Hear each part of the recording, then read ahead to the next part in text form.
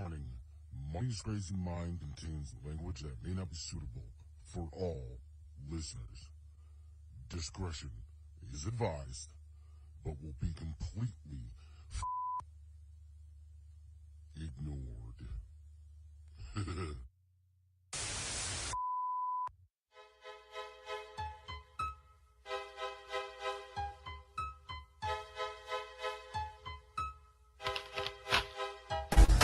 I'm sick of it, doing right, doing wrong. Parents pissed off every time I write a song. Smoke, crack, worship Satan, what the fuck is that? It's something funny, made for you to laugh at. You're destroying America with your rap. You're so full of shit, I need to call hazmat. The only way I would ever apologize is if I had my face buried in your sister's thighs.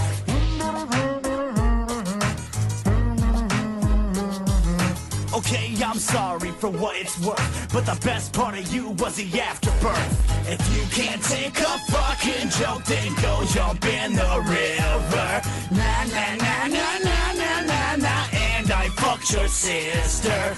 You can't take a fucking joke, then go jump in the river. La la la la la la la la, and I fucked your sister.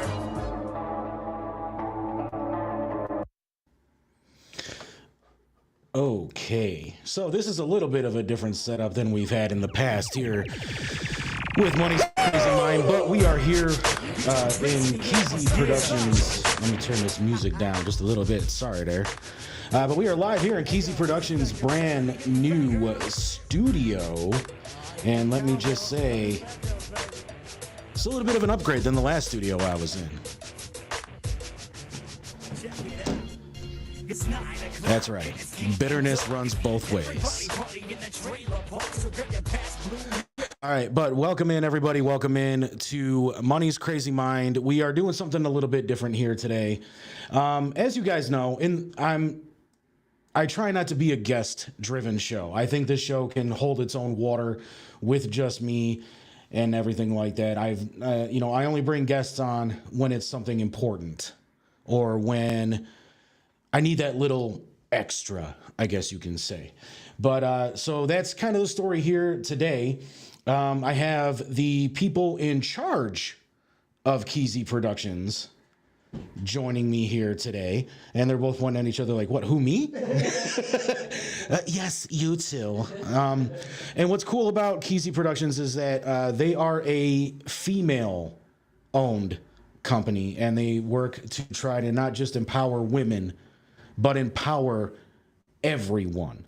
So please, everybody, join me in welcoming in my guest this week, the owner of Keezy Productions and the, I guess, general manager? I don't know. Have we even given me a title? I don't think so. Yeah, pretty much. Okay. That sounds good. Okay. All right. So the owner and general manager of Keezy Productions, Lisa Summers and Jessica Steffes.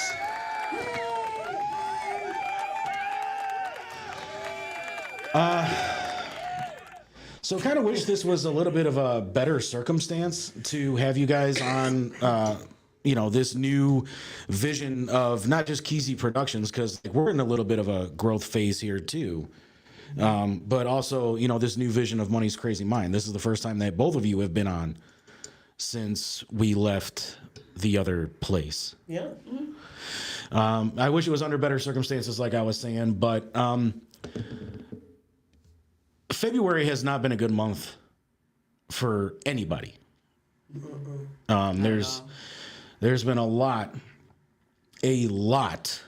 going on in all of our personal lives. Like I said, Keezy Productions is in a little bit of a state of flux, moving on from different things that have happened here in the past. But also, Lisa just recently lost her mother. And you guys know through the history of this show what an important part of this show Psych Ward has played. The theme song to the show is one of their songs, Funny Bone. I've had all three of them on the show in some capacity over the past few years. And Valentine's Day, bummer. I get a phone call that one of the founding members of Psych Ward passed away in his sleep. So, when I was talking to Lisa about it, we kind of collectively agreed that this would be a good time to, and with the Women's Health Summit airing tomorrow here on Keezy Productions, that this would be a great time to kind of educate people on grief and what exactly grief is, how it affects different people. And there's so much that I learned about grief that I didn't know about until I started looking it up, for all of this, that I think it's definitely something that would benefit everybody, like the entire world, like, because everybody experiences grief at one point or another. It doesn't necessarily need to be the loss of a family member. It can be anything, a family friend, as we, I don't know why I'm so nervous. It's not like I haven't been doing the show for 5 years, but I do want to. It's us. Lisa, you're frozen. That's because she keeps hitting my camera. Oh, am I? Yeah. Let me see if we can fix that. Beyond the Shadow says much love. Thank you, Beyond the Shadow. Yeah, thank you. Let me see if we can fix Lisa here real quick. Hold on. Froze. Lisa's frozen. I'll be all right. Froze. There's Lisa's. You didn't really want to talk, did you? I mean, she can talk. We just can't see You her. can't see me. You can't see me. Fucking John Cena up in this bitch. Mm-hmm. Hello. I think that camera got unplugged.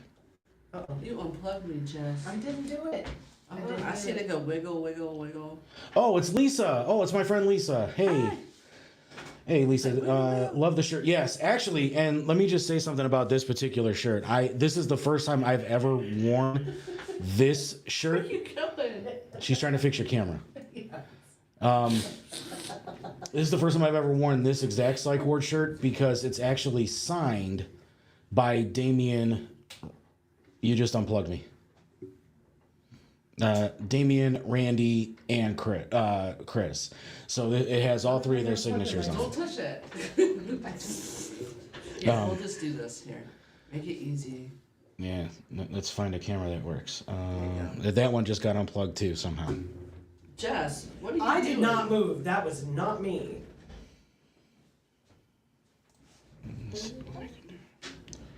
Let's try the third one. This is gonna get to me. How's that? Technical difficulties here because we're using our brand new camera setup here. There. Like I said, brand new studio. How's that? Hold on. Like you got a paparazzi over there.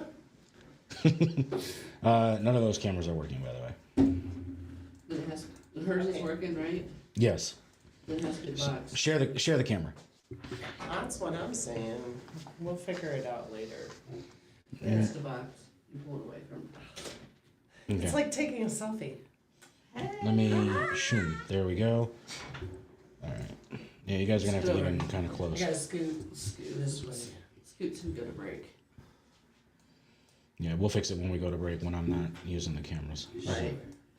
Anyway, Okay. But yeah, so this shirt's signed by the guys. Yeah, I didn't want to wear this one on the air, but the other one I have is about 20 years size too small. So I chose to just wear this one instead because it fits better. But yes, it is actually signed by the guys. I'll actually put it up on the Money's Crazy Mind page. Obviously the autographs have faded over 20 plus years. But they are definitely. And Mom washed it. Yeah, and my mom watched it. moms. But the stages of grief. Well, actually, what is grief? Like, maybe we should define grief before we start talking about what the stages of grief are. And I think over the past 2 weeks, I've experienced every single one of them more than once. But grief is defined as anguish experienced after a significant loss, usually the death of a beloved person. Grief often includes psychological distress, separation anxiety, confusion, yearning, obsessive dwelling on the past, and apprehension about the future.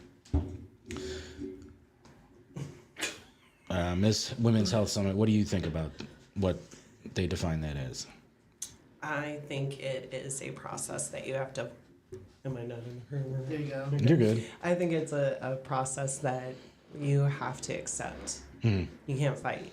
You have to know, in order to be a healthy individual, you have to address whatever you're feeling, even if it's the most ludicrous feeling in the world. Right.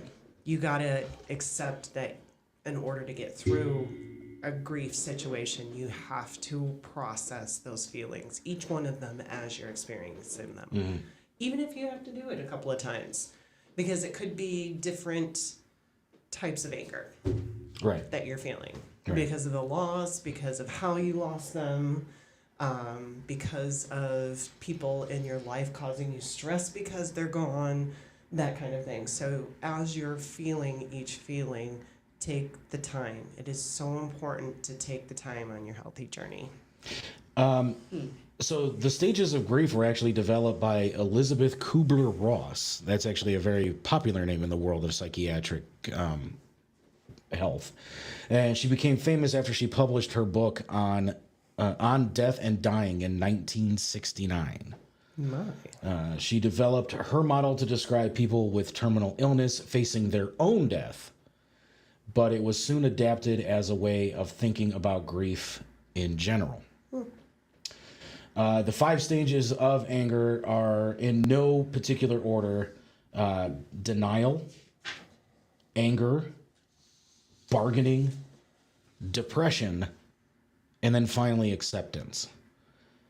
Now, you don't necessarily go through these in any particular order. They can kind of happen at any time, in any order. And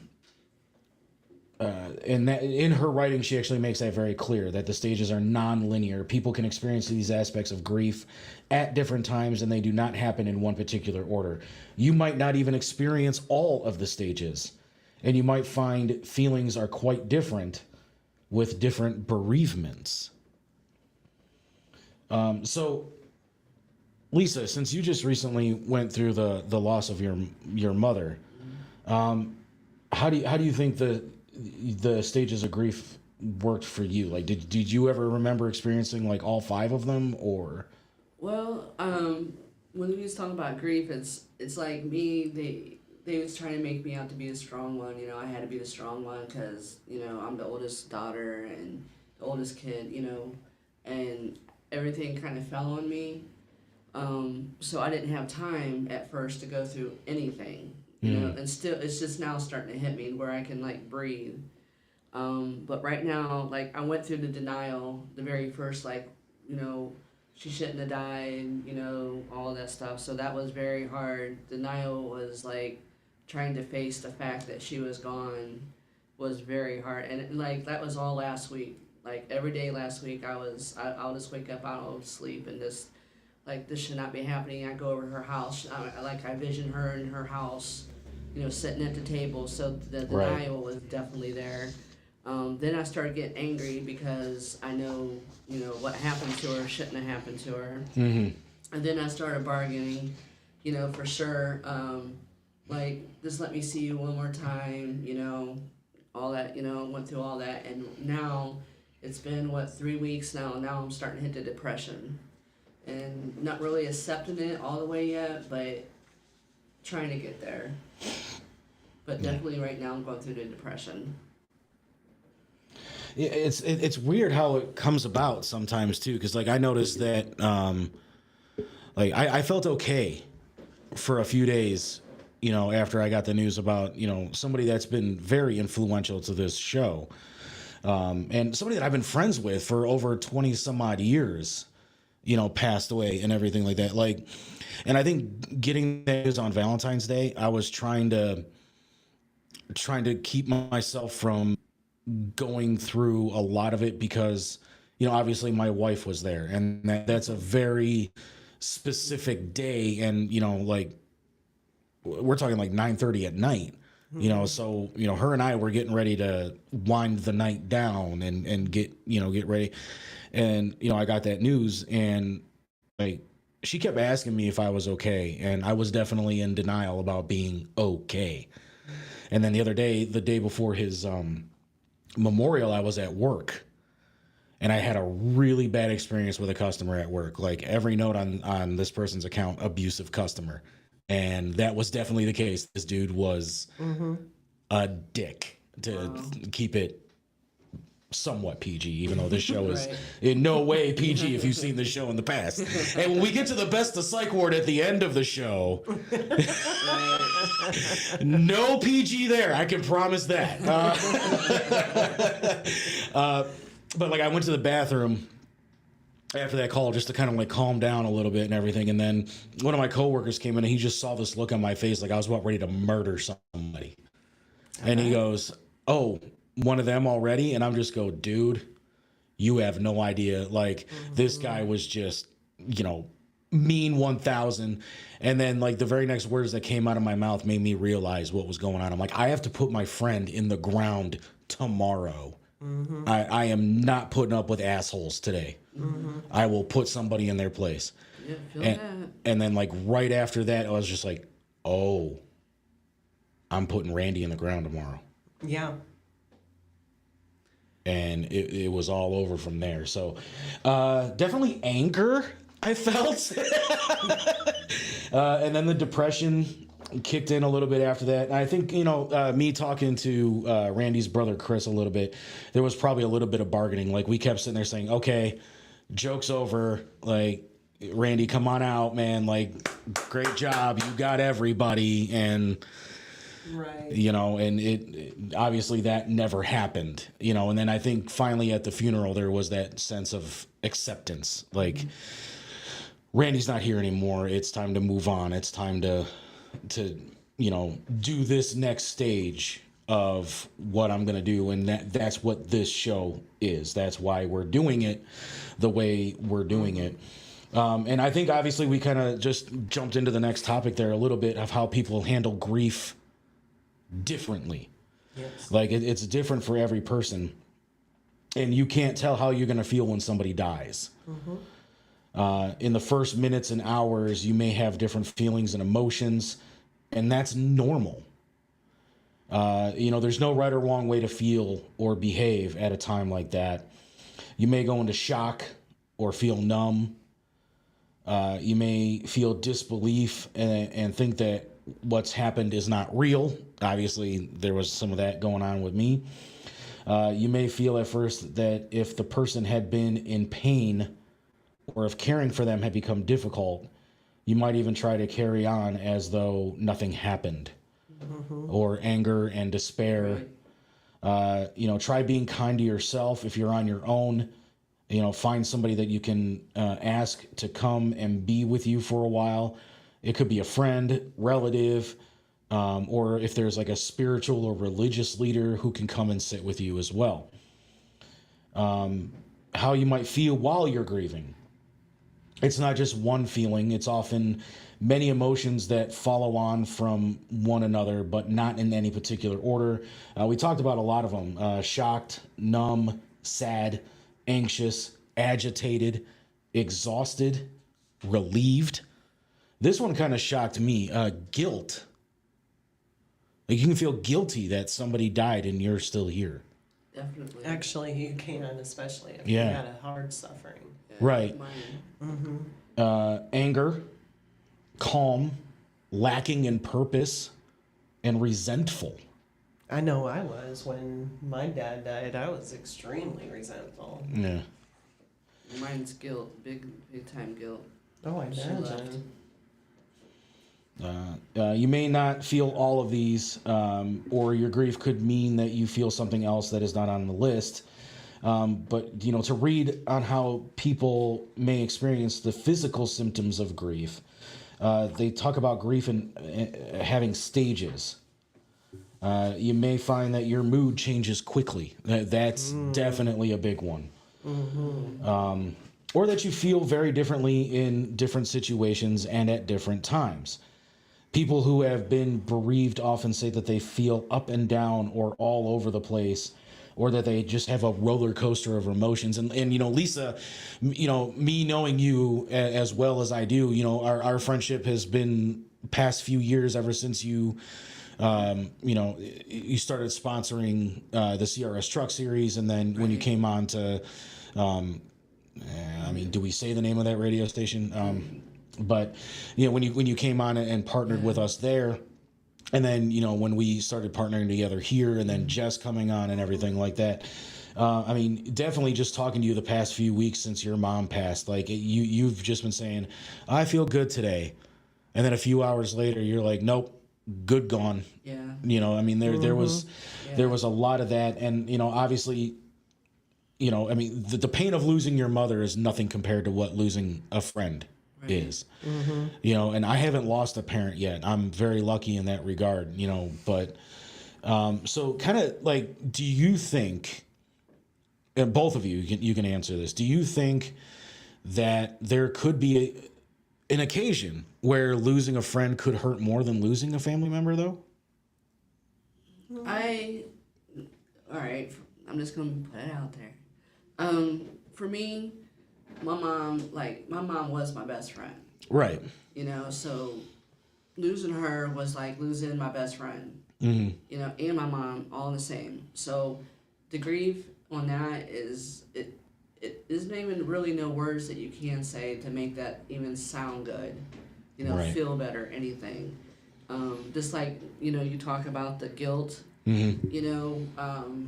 She woke up right at the end. She woke up real fast when she was transitioning rooms, and she was yelling for me.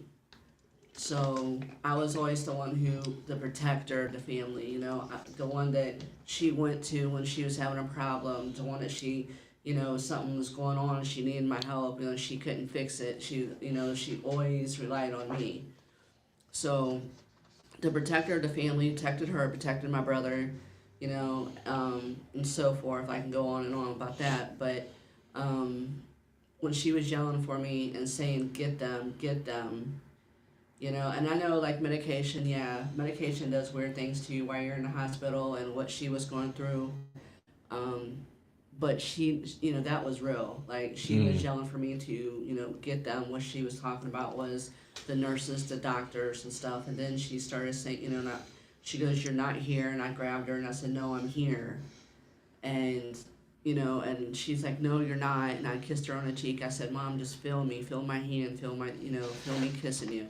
And she was like, she relaxed, and then she heard the nurse coming in asking if she, we wanted to give her another shot to come to her, and she just like, they're killing me, you'll see, they're killing me. So the guilt that I have from what she said to me, and that's the last words that she said to me, it's tearing me. It really is. It's like, the doctors did, 100% no, the doctors did kill her. Wow. I think she had more time, and the radiation that they made her go through killed her, and she knew it, and she couldn't tell us until then. So now I have to live with the guilt of going with the decision of making her going through that radiation. Thinking that we had time. We had 28 days. Yep. 3 days after the 10 days of radiation, and she was gone. So we didn't even have time to process. So all the anger now is real. Like I got so much anger inside of me. So my days that I'm going, oh, I'm good, and then I'm not, is because I'm angry and depressed and guilty. I feel guilty. Yeah. No, I definitely understand all of that.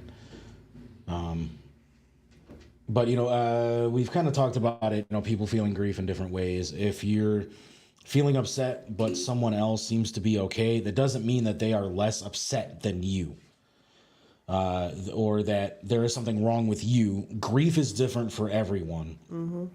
People process it in a different way and at different times. Unless we share our feelings, then others only get an external impression of how we are coping. Jess, you've talked about similar stuff like this on the Women's Health Summit in the past. Like, how can you word that like, or put that into like another thought for. I would say probably in the context of everybody handles everything differently. It's no different than when you're healing in any given situation. There is not a perfect example. There's not a way for you to know how you're going to feel when that person is no longer there, whether Right. it was from an illness or from a sudden death. You got to do the same work as if you're healing from trauma, because it's a form of trauma.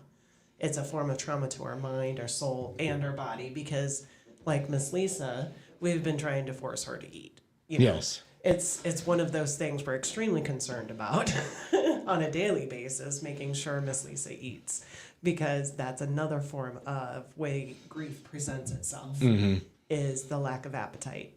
So I would say in those words, be gentle with anybody that has had loss. It's not about, stepping eggshells around them. It's not about bringing that person up to them on a daily basis. It's just knowing they're having a hard time. So give them some slack. It's gonna take as long as it's gonna take. Grieving does not have a time frame at all. No, absolutely not. And there's different types of grief too, and I think we've kind of touched a little bit. It's kind of weird, like when I'm looking at the way that everything's kind of laid out here, everything kind of just like ends up coming together, and like everything falls into like a different category, but the same category at the same time. But like with the different forms of grief, this one caught me because I actually have somebody that is going through this right now. What are you laughing about? I keep coming out of frame. Oh, I keep pulling her. push the camera back a little bit. No, because then That's okay. There you go. Okay. But anticipatory grief, grieving somebody before they're actually gone. And I think almost everybody is guilty of that, because there's always that feeling like it's not going to be long now, Yes and no. I say that because my dad died a few years ago from pancreatic cancer, and he was diagnosed at stage 2, almost stage 3. He had a lot of time to get ready. We had a lot of time to get ready. We Yeah. had 18 months to prepare for his death. And I still, the morning my sister called me, I still sat on the couch and stared into space in disbelief that actually is real. So, yes, but it's also keeping in mind that not everybody talks about death. And that's got to be respected too. Right. Because maybe I'll talk to Lisa about my feelings, but the average person on my show, I'm not going to necessarily tell you all of the itty, nasty, gross, disgusting details of my grief. Right. So I do think that in keeping that in mind, to an extent. It does say, that one of the examples would be, when you learn that a loved one has a terminal illness. Processing grief beforehand can prepare you to face loss when that time comes. Did it? No. I didn't have time. Well, you Right. didn't have I have time. no You did time. not have time to even acknowledge the disease before it was gone. But it's still important to not allow grieving to distract you from enjoying the precious time that you do have. And you touched on that, definitely. Abbreviated grief. Sometimes you're able to move through the grieving process quickly. This is the case with abbreviated grief. Abbreviated grief may follow anticipatory. You can grieve a loss quickly because you've already done a lot of emotional labor while anticipating that loss. Grieving for a short time does not mean you never truly cared about what you lost. When it comes to grief, we're all on different timelines, like you said. Definitely. And then there's the delayed grief, which is kind of what I think I went through with losing Randy. Instead of experiencing the emotions that accompany grief immediately after a loss, you feel them days, weeks, or even months later. And some, Mine was finding a picture. Yeah. It just kept popping up pictures out of the Yeah. blue. I don't know. That's one of those kind of situations when you're having delayed grief. Yeah. You think you're over it, and then something pops up. exactly, exactly. Yeah, I don't participate me being over this. Not for a long, long time. Well, and I told you it's gonna happen. You're gonna get through this. You are definitely gonna get through this. My wife is watching, and she says it's never easy. No. And she agrees with the delayed grief when her dad died about 8 years ago, 2012. Okay. Yeah.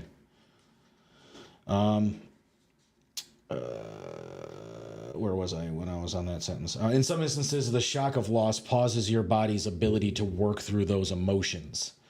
Or you may be so busy handling the practical matters that accompany loss. Where's the ding? I need the ding. Yeah, there's a ding. Where is it?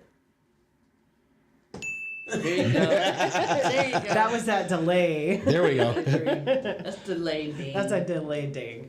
Like funerals and wills that your body can't grieve until you've handled those responsibilities. So yeah, I mean, definitely, Lisa, that's your case, 100% Yeah. right there. Oh, she said it was 2011. So Okay. yeah. Okay. Inhibited grief. That involves repressing emotions. Most of us haven't been taught how to process or even how to recognize the confusing emotions that can arise when we're grieving. As a result, many people who repress their emotions don't realize they're doing so. No, I don't think you realize you were doing it until we said something. I didn't, because I'm not allowed to show my emotions though, Jess. You gotta remember that. I gotta be the strong one. Yep. Yeah. You know? I can't. That's I why can't we give break. you safe space, because you have that right to grieve how you need to grieve. And we'll get into a lot of that when we get into the second part of the show here, because there's a lot of like how to handle yourself and then how to help others when we get into the second half of the show here. Inhibited. Where was Cumulative. I? Okay, we're on cumulative. Okay.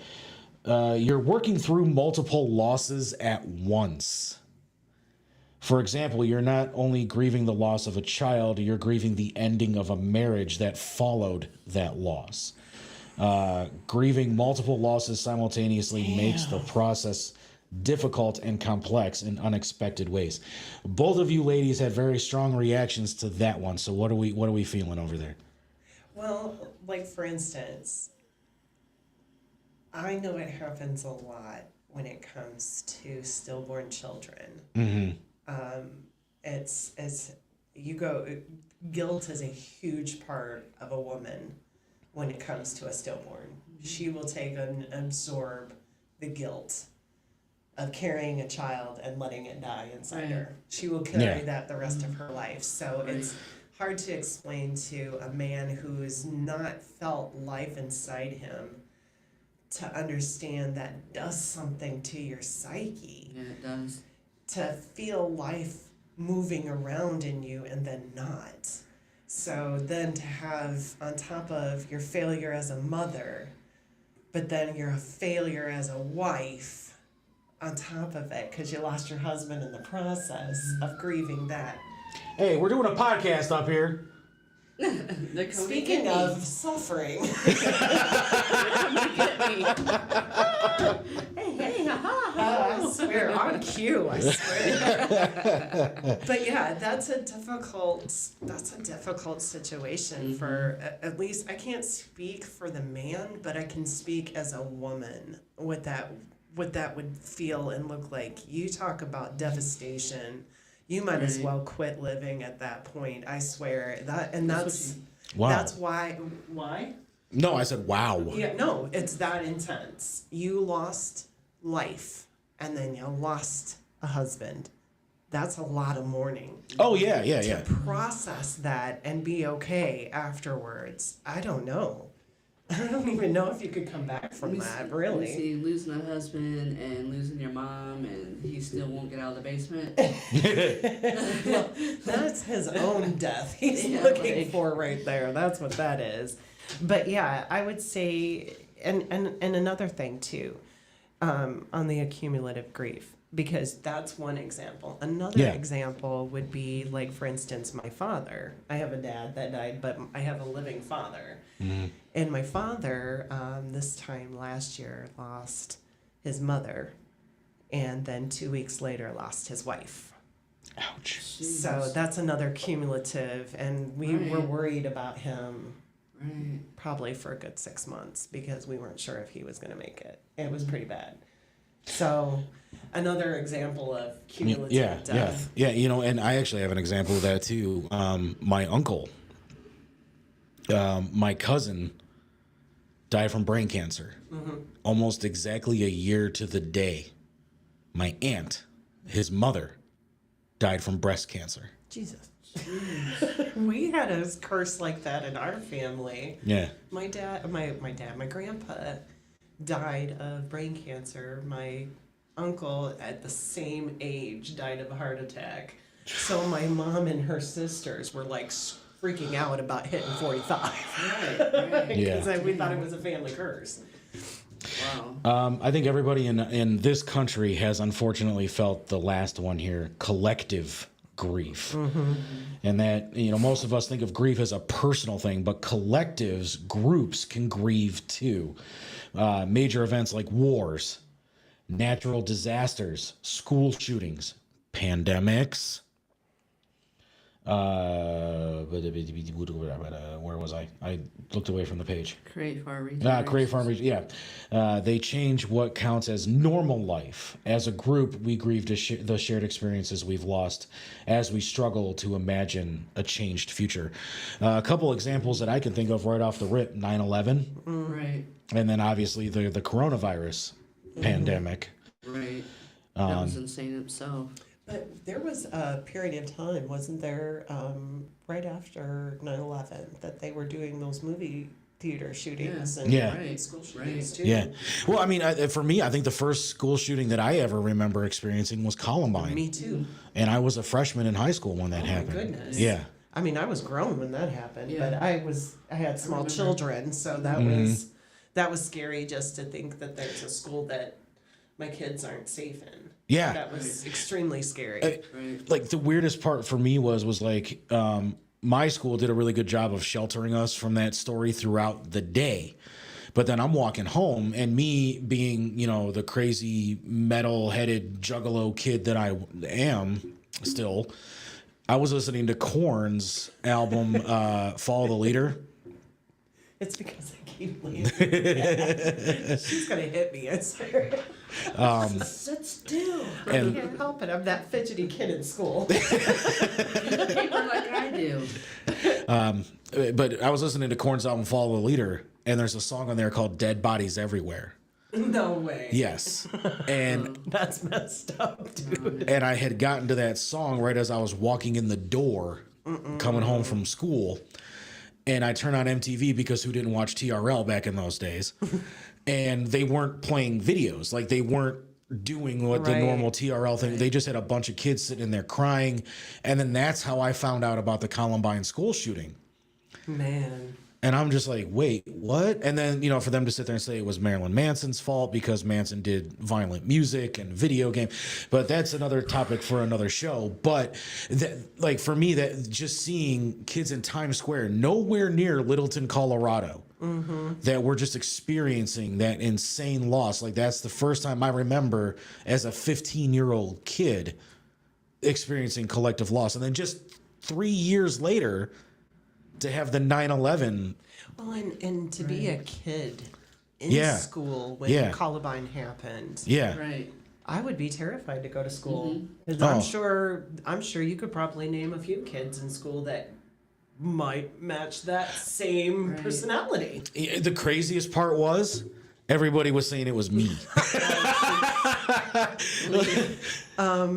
You know, because I liked, Lisa, I would never. I would never. I was the good nerd, but because I listened to that style of music, and I dressed like that kind of kid back in that day, and I was the kid that was picked on a daily basis.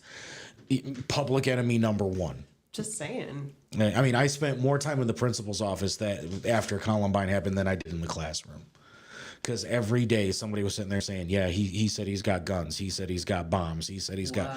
So, I mean, it's like. That gave me shivers. Kids are Yeah. mean. They are. You know. But we're kind of moving on into the second part here, which is the timing is working out almost exactly how I planned it, too. So, segment That's two. what I need to do. I mean, what? You need some cheaters? I'm in denial. I'm in that stage. I'm grieving my eyesight. Oh my goodness. Oh my God, that's right. Yeah, I forgot about that. So Megan's dad and grandpa died 3 months apart from each other. See, Megan, you know what I'm talking about. It's the weird stuff that happens that you don't expect it to happen, and you just took a breath from burying one person. Yeah. And here's another person. Holy shit, I just remember this too. My uncle died the day of her dad's funeral. Wow. Stop it. I'm dead It's serious. creepy. That is creepy. But now she's saying my bad boy because of everything that I went through in high school and all that. So Oh, Megan, that's so adorable. she wanted a bad boy. I guess she got one in some way. You should see how he nails things to the wall. He's really bad at it. He's a bad boy. Yeah, and who was supposed to be my level there? Jess. That's all. Don't be calling the pot black here, kettle. That's the first thing I see. I'm like, who hung that? Like, He sure is a Her fault. bad Her fault. man. Hey, I'm a computer scientist, not a tool man. I feel that. You need Tim. You're I need needy. Tim. I need Tim. I mean, I think we would probably benefit more from having Al than him. No. Al was the one that actually knew what he was doing. Oh, no. I don't know. Tim was more entertaining with it. Well, yeah, but I mean, Because We're gonna look who at doesn't like that? he might burn the building down trying to hang a green screen Well, though. that's because Al was an adult, man. I hate to have to be an adult. I seriously hate I mean, adulting. we leave Tim in here to hang the green screen, and we just hear oh. Big old wall. Hey, we can see the green room, but that's not what we wanted, Tim.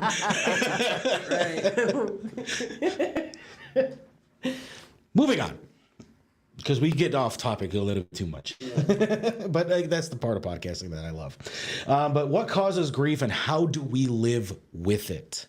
Loss is an inevitable part of life. And grief is a natural part of that healing process, like you said. Reasons for grief are many. Loss of a loved one, loss of health, loss of letting go of a long-held dream. Dealing with a significant loss can be one of the most difficult times in a person's life. And there are very different kinds of grief, or loss, I should say.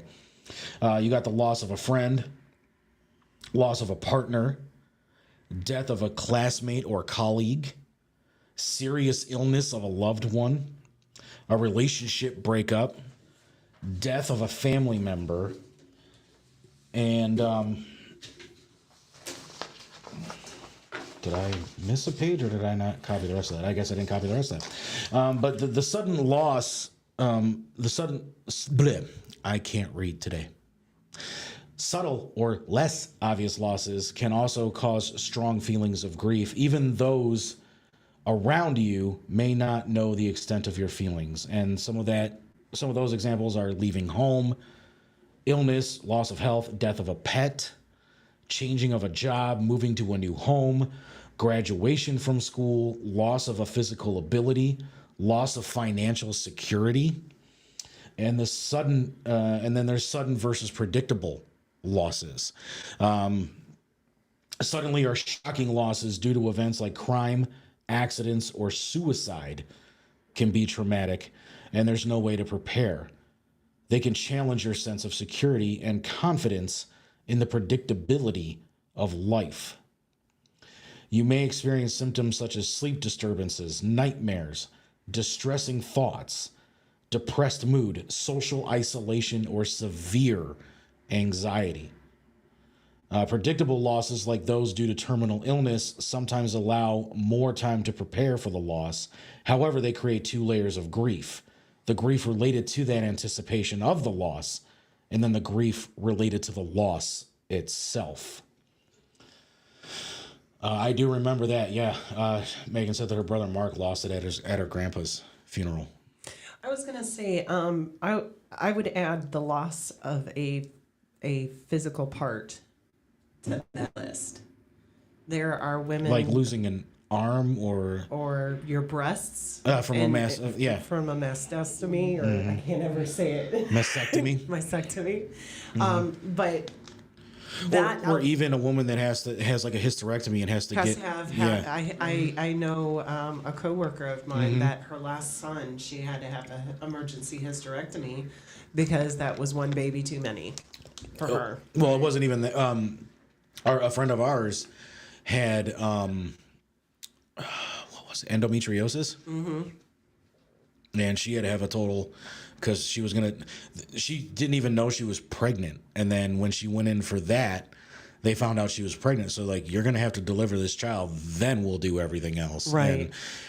And like she did that right after she gave birth to my godson Marco. Right. And yeah, that's right, Megan. Your mom too. Right. Her mom had a total hysterectomy. Yeah. Well, and that's something that we don't talk about. Right. Is the total loss of a body part. Yeah. It's literally, I mean, just talking to amputees and having that phantom pain of having it there, and the psychology that goes with trying to be able to function normally without it, you know, and you still want to use that part of your body and you can't, you know. So I would say that that's another loss. Oh yeah. That you would suffer, and you have to, you know, I would say any type of trauma to your psyche Well, is a grief. well, you can blame the Cleveland Clinic because that's who I got that information from. Well, they need to update their list because there's some stuff missing on here. Tell them this. Tell them this. Cleveland Clinic, update your grief list. Okay, there's more things going on in America than just these few things. But there are different symptoms as well. There's the emotional symptoms, and then there's physical symptoms. The emotional symptoms, people who are grieving often describe emotions as coming in waves. It may feel as if emotions wash over you without warning. 1 minute, life may feel as if it were back to normal, and then the next, you find yourself in tears. Grief causes people to experience the entire spectrum of emotions, from sadness to anger to joy. You may sometimes feel detached from your emotions and operate as if you're on autopilot. I know this woman over here has been on autopilot since January 1st. Yeah, definitely. You may experience confusing and conflicting emotions, such as sadness that a loved one's gone, but relief that they're at peace. Yearning for a spouse after a divorce, but also excitement that you get another shot at love. I mean, are we talking about the Bret Michaels show here, How long? I'm still waiting. What was that you just said? I'm still waiting for the excitement and another shot at love. I'm still waiting. See, I knew there was a reason that I asked you two to be on this.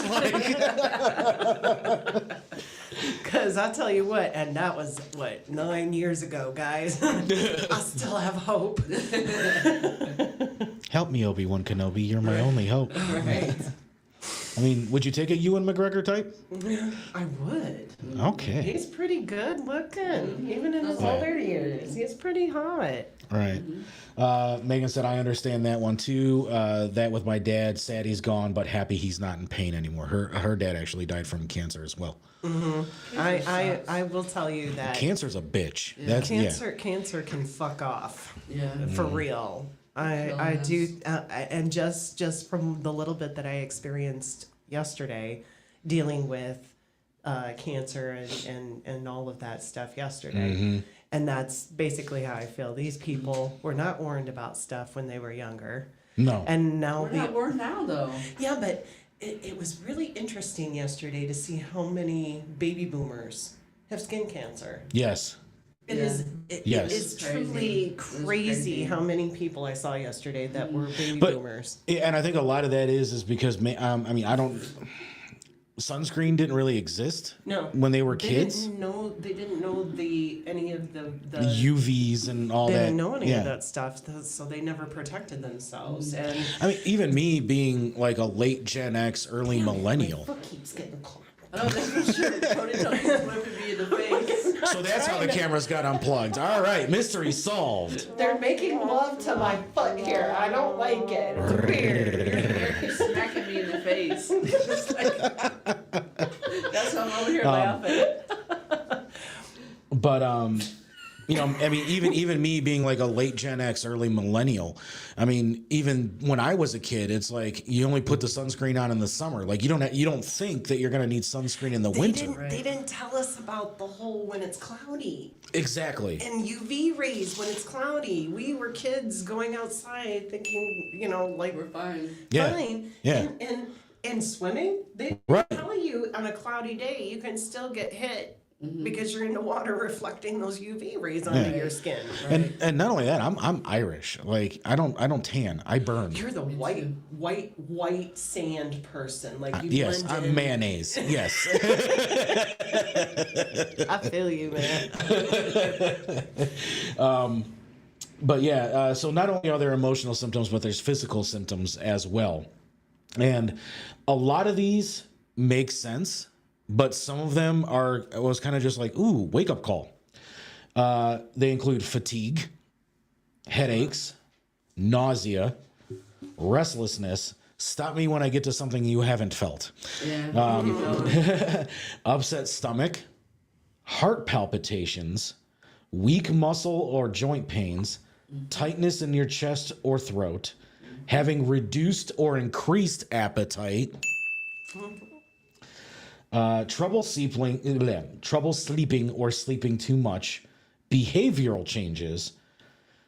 Grief can make it hard to concentrate or complete tasks. Symptoms include confusion, trouble thinking or making decisions, feeling as if you've lost a sense of hope or direction, difficulty focusing on anything other than your loss, difficulty remembering or keeping track of your responsibilities. You checked out. Everything. You checked out, for a month. Yeah. Yeah. Out of all of All of that. all That of was all it, of it me. was just your mom. Yeah. Yep. For an entire month straight. Yep. Because I didn't have time to think about anything else.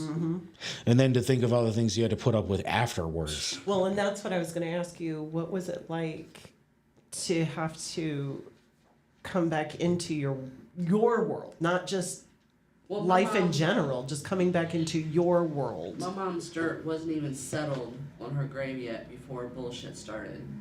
Unfortunately. Unfortunately. Yeah. And then you're already like emotional wreck, and then you got to put up with that, on top of this. The thoughts got to be just like blur to Yeah, you at this point. When you're angry and you're already angry, and then that happens, you get so angry where you just kind of like emotionally you just shut off. Now, And did then you do nothing- that? Huh? Did you do that What? with Ryan? Randy? Randy, I'm sorry. Where I just like emotionally shut off? You guys checked out. Probably that first night. Because like I was fighting a lot of things that I was feeling. Like, were the thoughts just like a movie through your head? Where you were just like Well, a constant running through your head? yeah, I kept trying to not think about it because I mean, again, it was Valentine's Day. Like I'm trying to spend time with my wife, and I hate Valentine's Day to begin with.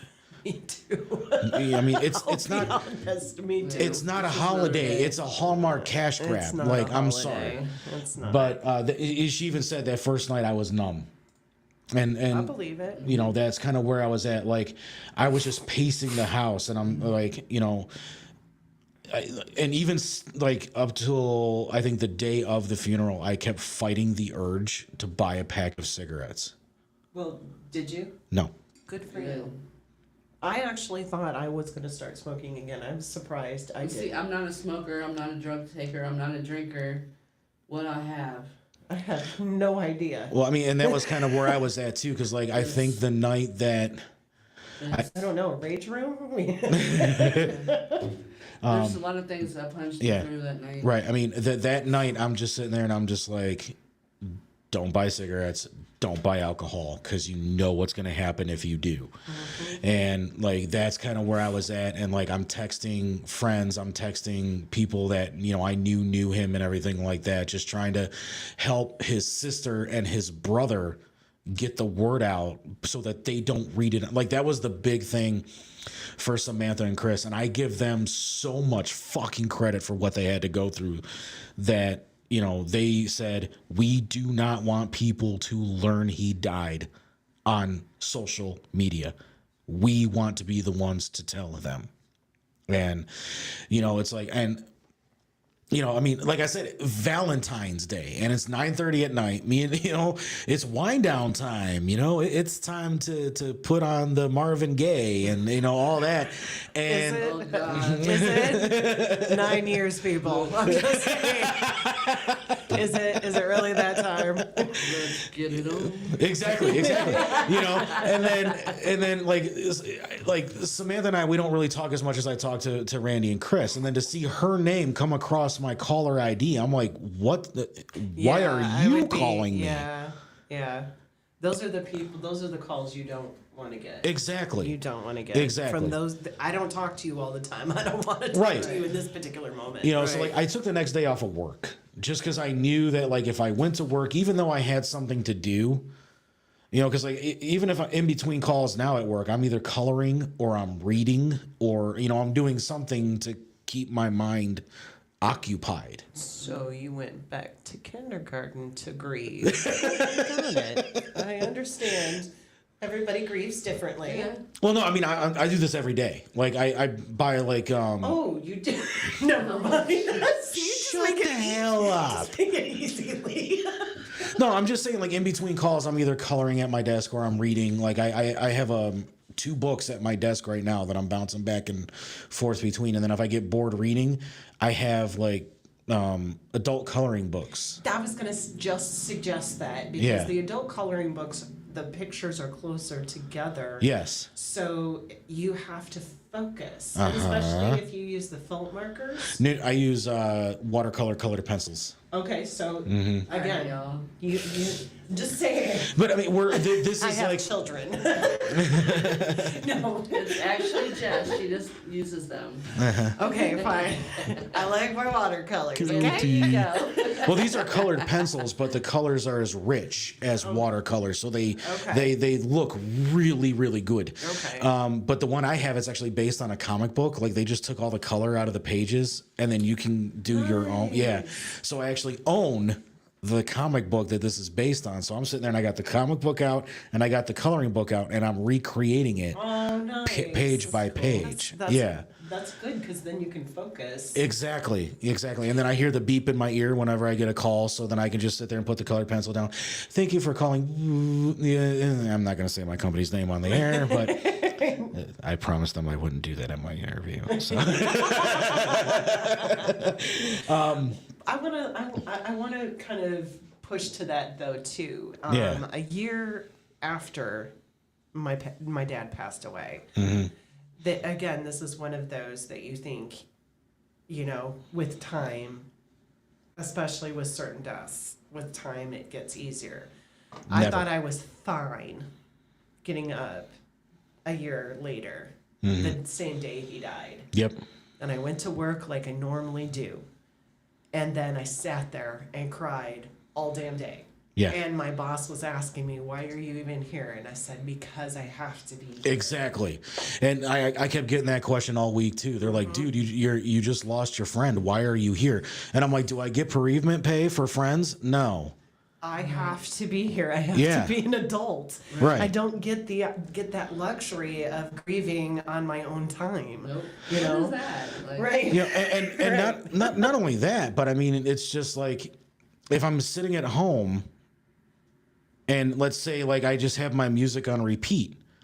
If a Psych Ward song came on, especially that first few days, like it would have been like, damn it, now 2 of them are gone. Like, you know, like this is just, Right. it's not fucking fair. And you know, I didn't want to deal with that at that time because I knew like I have to be an adult. Right. I have to be. Right. But not only that, but I mean, especially with my wife, like when Lisa, you remember this when her cousin died suddenly in a car accident. yeah. Like I immediately had to become Superman. Yeah. Yeah. You know, and that's kind of always been how I've felt. Like I have to be the one that everyone can come to, even when I'm grieving myself. Right. And I mean, like you were just saying, like a year after your dad. This year marked 20 years from when we found out my grandma, my dad's side, had cancer. And her birthday is February 2nd. So my dad's birthday is actually the 27th of February. And every year I celebrate his birthday. And not only do I celebrate his birthday, I didn't get to do it this year because I went to the Cava bar. But my normal tradition is I buy a bottle of Bailey's and I Yeah. drink the bottle of Bailey's on New Year's Eve. Because my favorite story of my dad was that's when we were allowed to drink alcohol is on New Year's Eve, and we would have one of those little cups, the like little miniature taster glasses, all fancy, and he would pour a little bit of Bailey's in there, and that's all we were allowed to have. So every year, I still have the bottle that I drank when he died, and I Yeah. still have the bottle I drank the year of his anniversary. So. And I just want to say, understand when you are grieving, it's okay to remember them. Yes. I have yet, my dad died in 2014. I have yet to delete his number from my phone. I'm terrified to do it. I'm terrified to scatter his ashes. I'm terrified to do anything that will remove him from my life. So understand that grief is something you live with every day. Every time I go for a drive, me and my dad argue all the time because he takes over my playlist when we go for my drive. And he plays all of the songs that he likes on my playlist because, and yes, I say he does because I have literally hit the button 10 times and every single song was one of his songs, and I have it on shuffle, so the likelihood of hearing his songs is I have over 100 songs on my playlist. So again, grief is one of those things that it's never gonna go away. And you actually just talked about the complications of grief right there. You finished this segment out without us even having to Oh, I'm get to. sorry. No, you're good because actually. I didn't mean to say it like Oh, no, no, this no, is no, your no. show. I'm sorry. No, but I mean, this is kind of what you do with the Women's Health Summit. So we're kind of giving everybody a preview of what the Women's Health Summit is, and that's Right. kind of why I asked you guys to be here. So I guess you can say this is kind of like a return to the Men's Health Summit a little bit. A little bit. We're talking about it. We're talking about your feelings, Lee, and Yeah. that's important. So yeah. So probably for the next 5 minutes, I'm probably going to be a little weepy here. We're going to go to break. And obviously, since we are remembering that, you know, this show is, Psych Ward is always going to be a huge part of this show. And this is my promise to everyone out there is that now that all this has happened, Funny Bone will never be removed as the theme song of Money's Crazy Mind. That's part of the way that I'm going to remember Randy and also Damien, who died 2 years ago.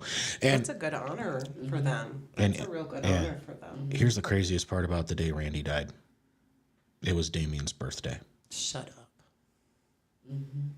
That son of a bitch.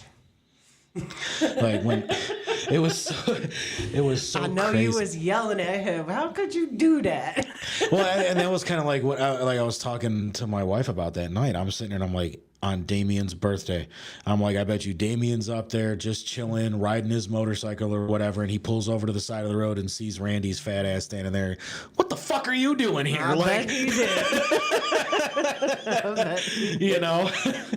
And so I mean, those two are just writing music up there, and feel it. I can't wait to hear it one day. But we're gonna go to break here. We're gonna play two songs from Psych Ward from two different parts of their journey, their musical journey, because each one of their albums had a different feel and a different sound, which was what I always thought made them so cool musically. Was like their first album was all horror style, like old school ICP style stuff. Right. The second album, they had songs on there like White Trash Party and Smoke Break and stuff like that. So, but this first song is actually a theme that came out quite a bit at his memorial service, and that is that we're mob like family. And then the second song, I think I put bass track. No, A-Tang, an anthem for a new generation. Nice. So those are the two that we're going to remember him by this week. And then when we come back, we got one more segment to talk about, and then we will get into the best moments of Psych Ward in the history of Money's Crazy Mind. All that when we come back. We'll be back in just a few minutes right here on Keezy Productions. First time I've ever done this show in studio. Yes. Since You're doing pretty good. I know, right? Right. You think I've been doing this for 5 years. What? I'm the one that's the Calamity Jean. Jean over here, Calamity Jean. Virgin. All right, but we'll be right back with Lisa and Jess, and here's a little Psych Ward for everybody. Nobody can touch you now. I'm your man. Jesus Christ couldn't touch you because I represent you. So keep your nose clean, be a good earner, follow the rules, and who knows, maybe one day when they open the books, you get straightened out. Become a wise guy, a made guy. Come on, lift your glass. We mob like family, we mob like family, we mob like family, we mob. The world is mine, so fuck the rest. You're fucking with me, you're fucking with the best. I'm untouchable like alcohol, leaving motherfuckers mind blown. So I fuck about to get to the top. Don't give a fuck about a bitch ass cop. Sonny Black brought you in and said you were down. Now you're breaking bread, talking family now. Had the call last night, things didn't go right. Had a pull rank, had a call Mr. White. He said blind started freaking, pink started drinking. Got me thinking of what to do. There's a rat in a family and I think it's you. So we rally up the crew and we ready to ride. We mob like family and you die tonight. When I say mob like y'all say family, we mob like family, we mob like family. When I say we mob like y'all say family, we mob like family, we mob like family, we mob like family, we mob like family, we mob like family, we mob like family, we mob like family, we mob. Baseball back to the back of your dome. Why couldn't you just leave it alone? You're fucking with family, you're fucking with me. I'ma have to put you 3 feet deep in the shallow grave for a shallow ass snitch. Ran to the fence like a scared little bitch. Told them all the other hidden shit that I did. Murder men, women, even little ass kids. So what you gonna do when witness protection can't save ya? What happened to all the love that I had gave ya? I brought you in and I made you family. And this is how you go and repay me. Run behind my back and run your mouth. I'ma make sure another word never comes out. Close the case and close the trunk. This is what happens to a bitch ass punk when we mob like family. Like family, we mob like family. Like family, we mob like family. Like family, we mob, we mob, we mob, we mob, we mob like family. Like family, we mob like family. Like family, we mob like family. Like family, we mob, we mob, we mob, we mob.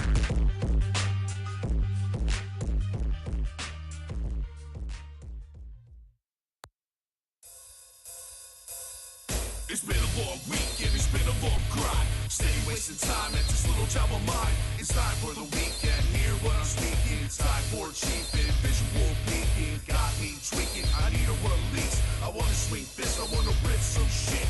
Tennis club up and bang your heads like war music, make you feel the bloodshed. Kids don't wanna dance, they wanna start a riot. They wanna start a riot, they wanna start a riot. Kids don't wanna dance, they wanna start a riot. They wanna start a riot, they wanna start a riot. Kids don't wanna dance, they wanna start a riot. They wanna start a riot, they wanna start a riot. Kids don't wanna dance, they wanna start a riot. They wanna start a riot, they wanna start a riot. Come get bucked out if you wanna step up. Step back cause you're gonna get fucked up. Getting crunk off the funk, it's a twist of mind punch. It's time to get pumped, so jump up, jump up.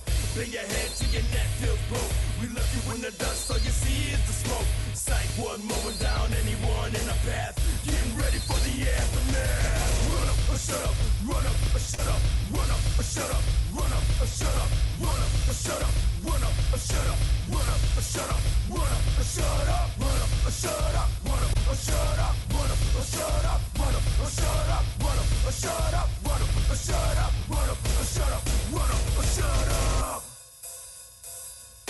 Kids don't wanna dance, they wanna start a riot. They wanna start a riot, they wanna start a riot. Kids don't wanna dance, they wanna start a riot. They wanna start a riot, they wanna start a riot. Kids don't wanna dance, they wanna start a riot. They wanna start a riot, they wanna start a riot. Kids don't wanna dance, they wanna start a riot. They wanna start a riot, they wanna start a riot. Can't stop me cause I'm close to the edge. So fucked up, I'ma put you to bed. Don't give a fuck, through caution to the wind. Anger set in, not a corner to begin. I'm an A-bomb, watch me explode. Your time is up, get ready for the death row. Psych ward, the best from the Midwest. Killers and convicts, feeling the bass hit. Run up or shut up, run up or shut up, run up or shut up, run up or shut up, run up or shut up, run up or shut up, run up or shut up, run up or shut up, run up or shut up, run up or shut up, run up or shut up, run up or shut up, run up or shut up, run up or shut up, run up or shut up, run up or shut up. Kids don't wanna dance, they wanna start a riot. They wanna start a riot, they wanna start a riot. Kids don't wanna dance, they wanna start a riot. They wanna start a riot, they wanna start a riot. Kids don't wanna dance, they wanna start a riot. They wanna start a riot, they wanna start a riot. Kids don't wanna dance, they wanna start a riot. They wanna start a riot, they wanna start a riot. Run up or shut up, run up or shut up. Kids don't wanna dance, they wanna start a riot. They wanna start a riot, they wanna start a riot. Kids don't wanna dance, they wanna start a riot. They wanna start a riot, they wanna start a riot. Run up or shut up, run up or shut up, run up or shut up, run up or shut up. Kids don't wanna dance, they wanna start a riot. They wanna start a riot, they wanna start a riot. Kids don't wanna dance, they wanna start a riot. They wanna start a riot, they wanna start a riot.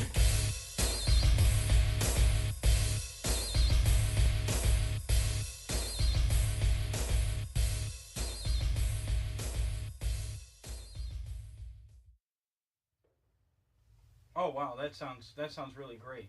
Wow, that sounds like a really good deal. Who are you talking to?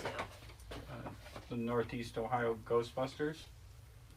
Hello, Northeast Ohio Ghostbusters. What are you wearing? Khakis? Well, that sounds hideous. Well, they're Ghostbusters.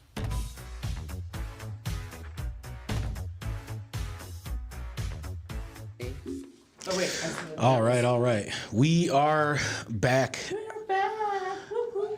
Hour number 2 here of Money's Crazy Mind. We got just a couple more little sad things to talk about, and then we're going to get into the fun stuff. But before we get into like the last topic here, we've kind of been doing it a little bit throughout the show, like sharing stories of grief and things like that, like things that we went to when we were grieving somebody. For me, I was just thinking about this when we were at break. Obviously, Randy's is the most fresh since it just happened, like a week and a half ago. But for me, I think one of the more extreme versions of grief I ever felt wasn't even like the death of somebody. Garbage truck. It was when my ex fiance broke up with me.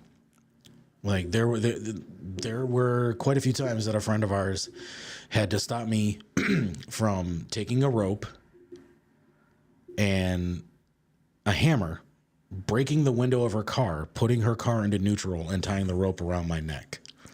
What? That's a creative way, I have to say.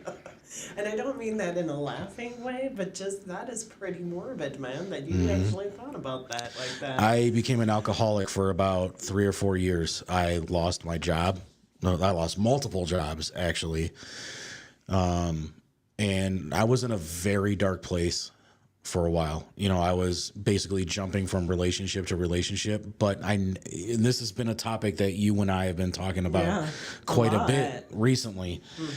I never let myself heal because I always thought that the only way to heal would be to move on and to get into another relationship almost immediately after that, just to have that feeling that there's somebody there. Cares about you. Exactly. That was just one person in the world that didn't. I felt that. But then again, how constructive is that positively to your life? Right, exactly. And I think it was also just the fact that she moved on like instantly. That hurts. Yeah. That does. Especially, how long was your relationship? 3.5 years. What's your longest relationship? Actually, at that time. That was my longest relationship. And that's why it hit 4 years. Yeah. I was gonna say mine was 20. Yeah, I've been with my wife now almost 13 years. So I mean, there's been definite change. But also, that's one thing that I'm sure in your marriage that now that you know what it feels like for that loss, you don't want that to happen. Exactly. Yeah. So, and now that because you have someone in your life you love with every fiber of your being, the thought of losing that person. And I mean, I know she's still watching and she'll attest to this. When we started dating, when her and I started dating, I told her I'm never getting married. I don't want to go through this again. I'm never getting married either. Like, I've said that so many times. Well, I mean, it was just because of how you feel exactly. at the time. I mean, her and I were engaged and we were planning our wedding, and then all of a sudden she's like, "I love you, but I'm not in love with you anymore." And then to find out that she's the next day, she's got a new boyfriend. It's just like. Well, I'm a piece of shit, ain't I? Exactly. Like, what the fuck did I mean for the last 3.5 years? Exactly, I agree. And the day that this is so fucking crazy the way it works in my life. Of course, that's your lead. True. The day that she says she's leaving is the day I found out that the Blockbuster I was working at was closing. You were just having a shitty time. Damn. And then the day we locked the door at the Blockbuster I worked at would have been our 4-year anniversary. Wow.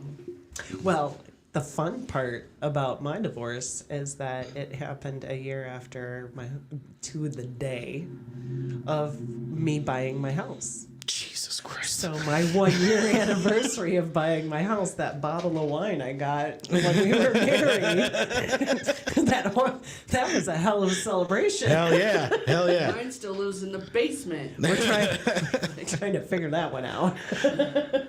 That might end up being a losing battle. In the sewer is basically what it is. Yeah. What you call him, the hermit in the basement? Yeah, pretty much. The basement dweller. Yeah. That's what it was. The goblin in the basement. Yeah. And Megan just brought it up here too that my ex-fiance is a friend is a friend of hers. Right. So I mean that made it even harder because she's like, how can I be friends with her and then still be friends with him? And like, at least it wasn't her sister. I would have judged you for that. No. Because men that jump. Sister. I was gonna say every. And now we know the history in that one. Yeah. Well, and the world will hear in a little bit. But yeah, that was like the weirdest thing with me. And then like I think the first loss I ever really felt, like, I mean, obviously, like when I was a little kid, family members had died. I never knew my grandpa Money. He died before I was born. Right. But for me, like the very first loss I ever experienced was my parents getting divorced. I was 10 years old. Like I knew Dad coming home from work every day for 10 years. I never even thought of it like that, though. Yeah. I mean, because my parents divorced when I was 15. Mm-hmm. So I never even thought about it being something you would have to And then, grieve or work through. Right. And then, you hear Dad's side of the family saying negative things about Mom, and then you hear Mom and Mom's side of the family saying negative things about Dad. Oh, it's so unfair for the kids. Exactly. And I mean, me being 10, where I'm in that very crucial developmental stage. And I'm sitting there, it's like I look at my mom and my dad today and remember them doing all this shit, when I was a little kid. And I'm like, no wonder I have fucking depression and anxiety. And I said I have high functioning anxiety because of my parents. And for real. And then like the craziest part about it is like I remember being like 11 and going to a psychiatrist because like that was part of the terms of the divorce and everything. Mm-hmm. And the psychiatrist telling my mom he's got early onset depression. And it's just like, what do you do with a 10-year-old that has depression? Like, I mean, you can't put them on pills. Like they did. Not for me. No, but they do. They put kids on pills. Well, right. I mean, now they do, but I mean, back in early '90s, they weren't doing that. But my sister was like 1 or 2 when my parents got divorced. Yeah, she probably doesn't even remember them being together, really. She kind of does, but she does have a lot of resentment towards my dad. Did your dad leave? Well, my mom kicked him out. Okay. Like because my aunt and uncle lived next door, so she sent us over to their house, and my uncle took me to go buy comic books. So I'm thinking my comic books are a coping mechanism because of like one of the very first comic books I bought or got was that day. Funny how your interests are developed, huh? Right. It's just it's crazy because it's like now we know. Now we know how his obsession became. It's because he was grieving his parents. But it was just nuts because he's like, well, let's run down to the corner drugstore because this is when you can still buy comic books in a corner drugstore. That's when they were in the plastic. Yes. It needed to be. And the very first book I got was actually the Superman wedding album. So it was the issue that Lois Lane and Clark Kent got married. But I remember that particular I was into comic books for a while as a kid. And I had to end up having to rebuy that because obviously I've lost that original one since then. But I mean, maybe that's why I have 19 boxes of comic books in my basement. Megan, anytime you want to relieve your sanity, you come out with us, girl. Hey, she's got 3 boxes of her own, okay? But it's a trend. Oh, it's an epidemic. Yeah, it went into an epidemic. They really are perfect for each other. There. Finally, are you happy, Megan? Somebody says we're perfect for each other, okay? Now you just got to compete with each other because apparently comic books. Oh, okay. She corrected me. She has 2. We're starting on the 3rd one. Oh, okay. And how many do you have? About 19 or so. You better catch up, Megan. You got some work to do. Well, she only gets from one character, where I buy from multiple. Oh. And she only gets Harley Quinn. So you're a comic book whore. Oh yeah. She's actually has like a particular taste. Her character is Harley Quinn. Okay. Whereas for me, I'll get. That's your character, isn't it? I like Batman. Yeah. Do you? I see you in a Harley Quinn outfit, though. Oh my. Yeah. I mean, I'm just saying, with that big ass mallet, I could see that one outfit she got with that the collar. Heck yeah, you're gonna get that. Anyways, I'm sorry, you were saying. Oh no, but she only gets Harley Quinn, whereas I'll get for a while there was a Ghostbusters comic book, so I would get the Ghostbusters comic book. I get Ninja Turtles, Batman. This is why we're friends. Yeah. I Yeah. feel like everything he says, I'm like not even making eye contact at this point. I used to read the Ghostbuster comic books too. The now real Ghostbusters ones. Yep. That's weird. No, that's why we get along is because No, we're I nerds. just- We're Yeah, big you time guys read nerds. them. I used to draw them, so. Yeah. Did you? Yeah, I love to draw. See, we're gonna have to put that into play for real. But speaking of Ghostbusters, as you guys saw, every week we do the trailer for the Northeast Ohio Ghostbusters. We are just under a month away from Ghostbusters Frozen Empire hitting theaters on March 22nd. I am currently in the works. I'm working with 3 different theater chains to have the Northeast Ohio Ghostbusters at 3 different movie theaters for the premiere weekend That's pretty cool. of Frozen Empire. Pretty cool. So the way I want it to go in my brain, but we'll have to see what we can work out date-wise with the theaters, obviously. But Thursday night for the midnight premiere, we are more than likely going to be back because we were there for Afterlife in 2021. We'll be back at the Crocker Park Regal Cinema IMAX Thursday night for the midnight premiere. We'll be out front. We'll be taking pictures with people that are fans. Anybody that buys a ticket for Ghostbusters Frozen Empire, we have free, I will say that word again, free Ghostbusters Frozen Empire posters for everyone. We have the large movie theater size, and we also have like a smaller lobby card size, and we have 2 different posters that you guys can get. So who's on your name tag? Is it Lee Money, or do you actually have? we are officially licensed through Sony Pictures. So as per our agreement with Sony Pictures, we are not allowed to use the names Venkman, Stantz, Spengler, or Zeddemore. So we all have our real names on our suits. I'll even prove Thanks, it. Sony. You just took the fun out of it. Right. I'll even prove it because I have my red coat that I put the black patch on from the new I've movie. seen it. That has money on it. It doesn't. Okay. Yeah. Yes, it is. But it's still, that's a missed opportunity of fun. It is. We are allowed to violate copyright only to a certain extent, and that's So per let me ask Sony. you, just because I'm curious, who would you be if you could? Stands. Okay. All right. I guess so. See him that. I'd be Spengler.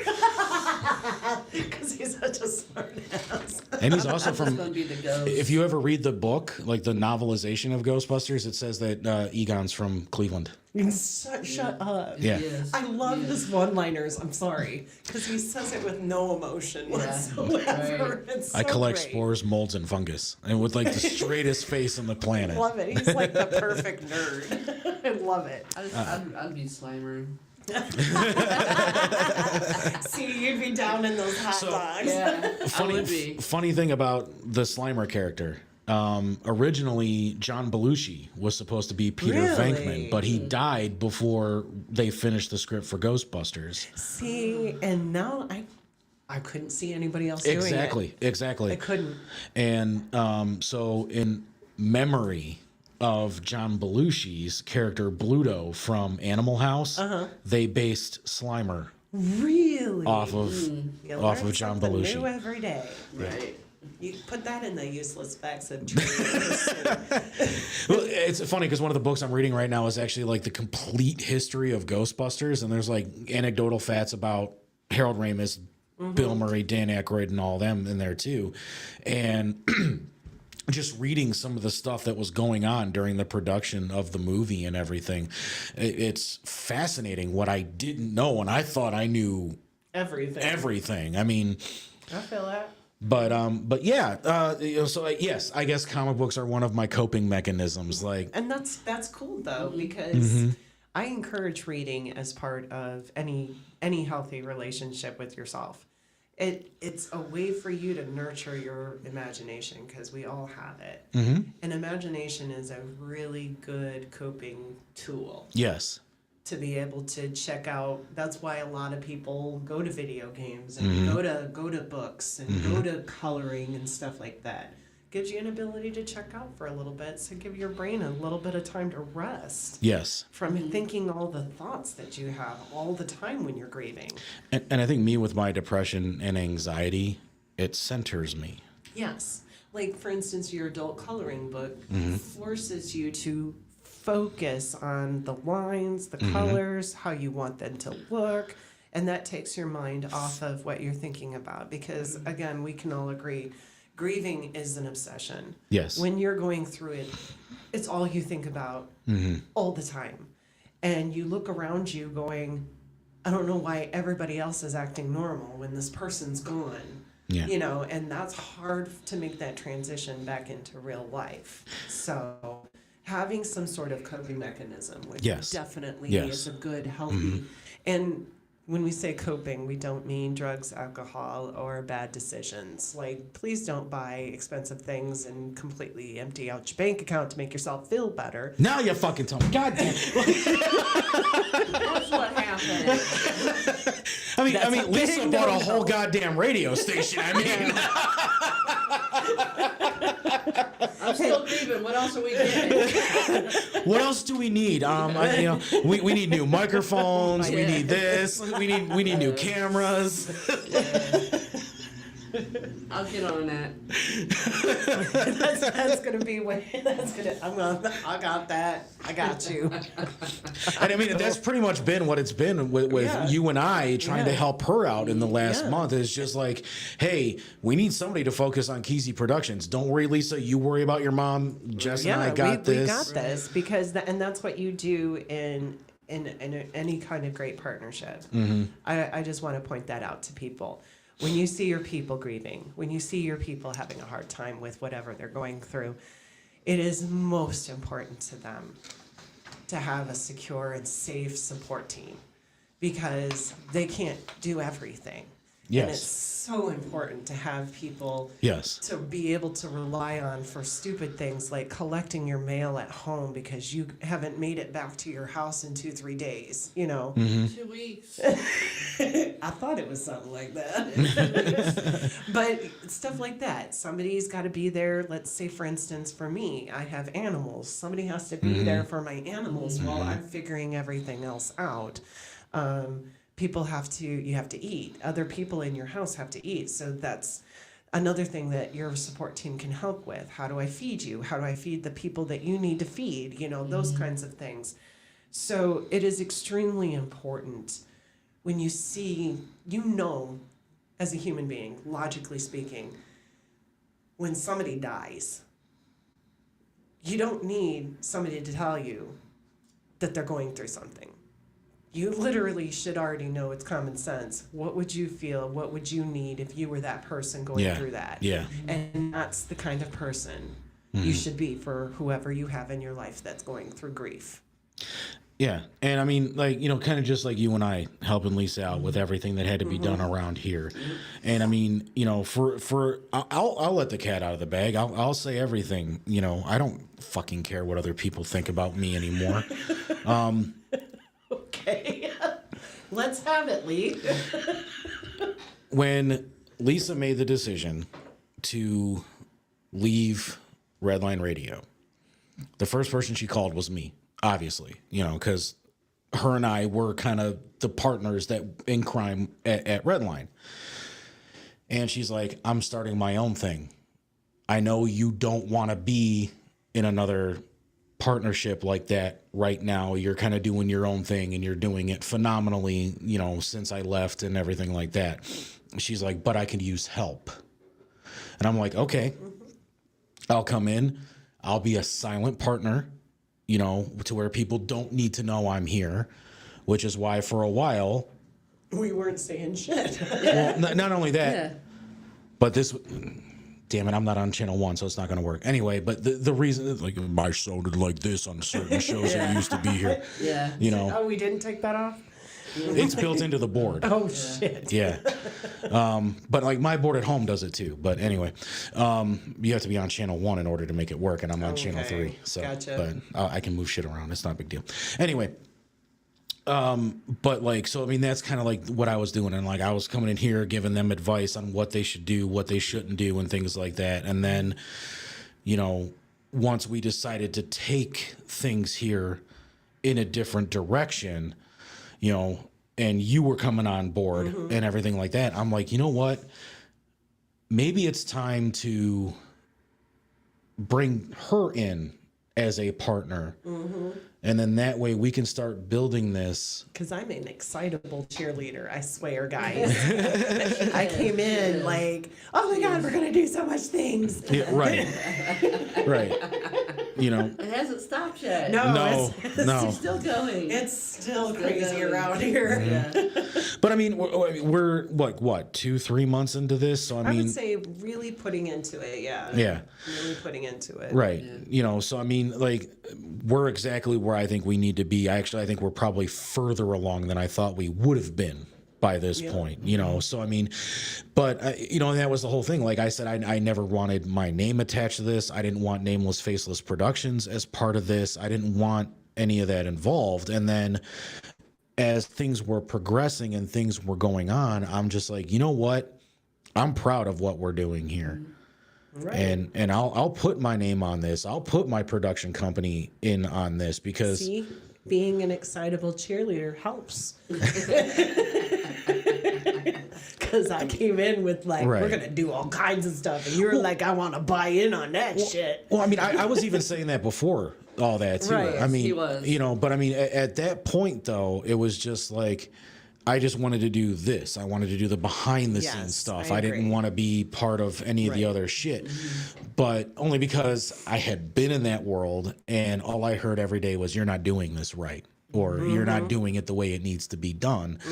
And then I would have an idea like opening a producing school to where people can learn how to do this on their own. Right.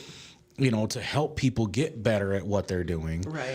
And every time I would try to bring that up, or I had an opportunity to teach at the Ohio Media School on podcasting, and he shut everything down. You know, but now that's something that Lisa would really like us to do, is do that production school and things like that. Like I'm very excited to be a part of this. And honestly, me going out, I guess you could say that was even a loss too, because it's like I didn't know what my show was going to look like. I didn't know what the future was going to be. I panicked with mine. I was sitting here going, all that work that I did to get my followers. I didn't want to lose my followers. Exactly. And I mean, do I miss the 2,000 views a month? Absolutely. Like, I'll be the first person to admit that. But the fact that I'm getting 200 to 300 people watching a week right now is more than I ever anticipated. And that honestly tells me that what I'm doing now and the way that I'm doing my show now is better than what I was ever doing there, because the only people that we ever had watching over there were his friends and his followers. And the other reason they were watching it is because it was his stuff. Right. And, you know, now this is organic, and I've been watching my numbers grow month by month ever since I went solo. That was the special part about when I went to monthly was I was not expecting to hit 1,000 in 2 months. My little pokey. What's up, dear? My little pokey Dee. show. Who's Dee Dee?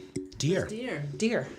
Deer. Deer. My peak. The deer. The deer. But I think we kind of talked about like, you know, ways of coping with loss, you know, talk to family, friends, seek counseling. And that is number one. Yes. Number one. Read poetry or books. Look at that. There we go. That all tying together. See, you can go back to kindergarten. Try some graham crackers and some milk. It should help. I got peanut butter crackers. Does that count? I got cake. We got cake, guys. Engage in social activities. Hey, look at that. Look what we're doing right now. Yes. Like, so I do want to encourage that, but at the same time, keep in mind with the right people. With the right people at the right time. Doing the right Don't things. feel you have to go in public before you are ready to be and socialize. Don't ever feel forced to do it. Just to do it. Exercise. Now I'm going to say this as a woman who has been on yo-yo diets. If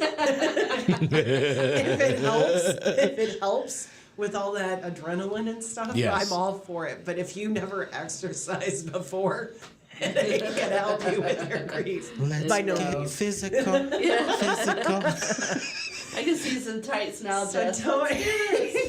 Hey, I love the headband and what were those leg warmers? Yes. Oh yeah. Yeah. Oh my God. Sexy leg Yeah, warmers yes. and the tights. Oh Oh, my yeah. Yeah. Now see, that was the 80s look. Yeah.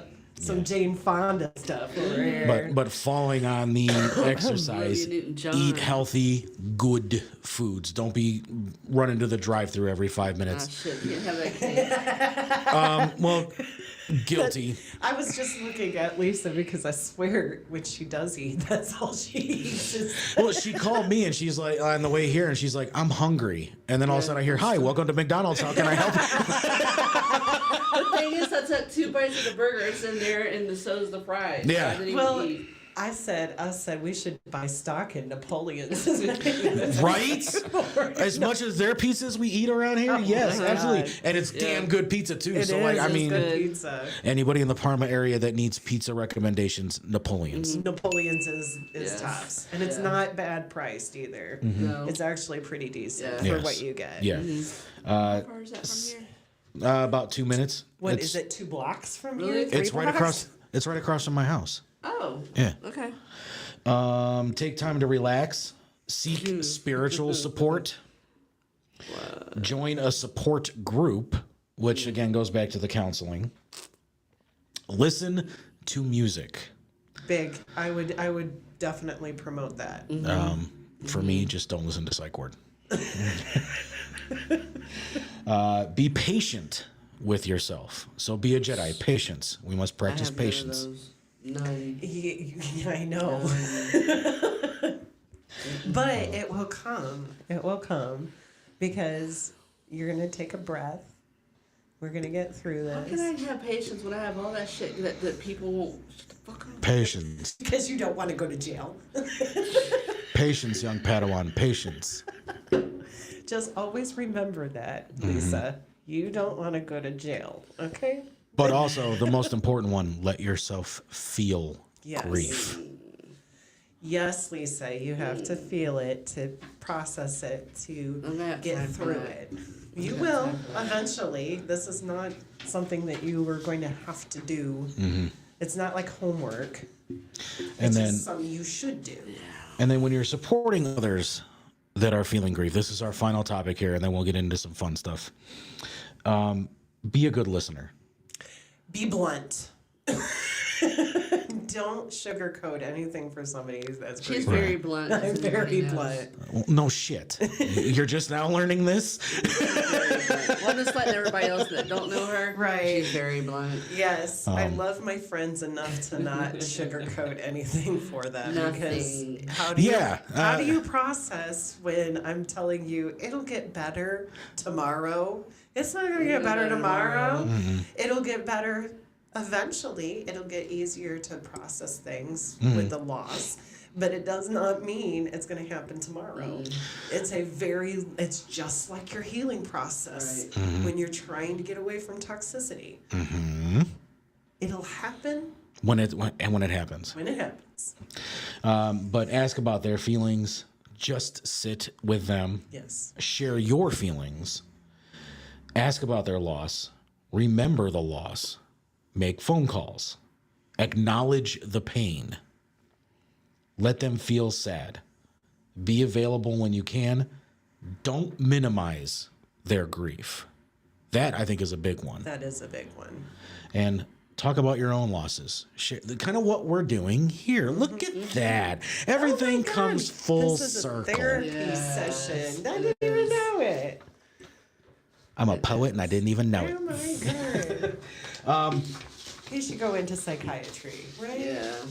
You know, it's actually kind of funny I'll be your because first patient. You better have lots of notebooks. I want to make Lots sure of that you pens. talk about the loss Yes. and make phone calls. Yes. But Jess, I mean, you kind of shared some of the stories about when your dad died and everything like that. Is there anything else that you kind of wanted to elaborate with on that before we move on to the next thing here? It's okay to not let them go. That is one thing I had to process. My dad had a last wish, and that was that I take his ashes and I find that special place that was between him and myself, and I would scatter the ashes there. And I had a panic attack because I still to this day cannot do that. And I was a very obedient daughter to him when he was alive. And I'm a very disobedient daughter to him now that he's dead, because I won't give in to that last wish, because I loved him so unconditionally. And the only thing that I miss is that he didn't get to see this. Yeah. You know, He does, but that's part of the loss. See, is knowing it, but having that regret. Yes. That my dad didn't get to see me get out of that toxic life. He didn't get to see it with his own two eyes. You know, that I grew up, that I got past the bad shit, that I made it on the other side. That's something that you'll never let go of. Right. I wish I could tell him to his face.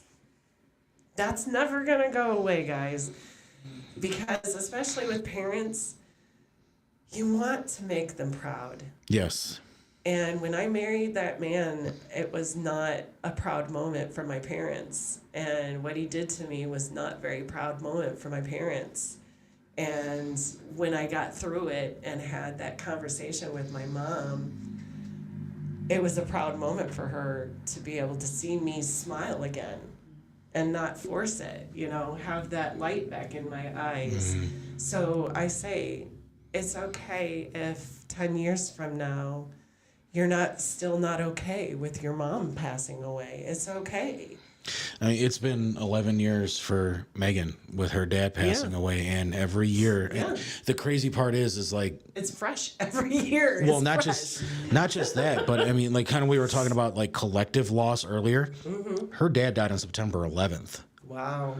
So I mean, it's like September. She had a different reason to mourn that day. Yeah, so like, well, I mean, when he died in 2011, yeah. So like 10 year anniversary of like one of the worst days in American history. It was the worst day of her life. Exactly. So now like 9/11 in our house has two meanings. Like we always, for me, because I think it's definitely something that's being forgotten in American society, which is bullshit. Number one, I go back and I watch that footage of those planes hitting the towers. Forget my ass. Exactly.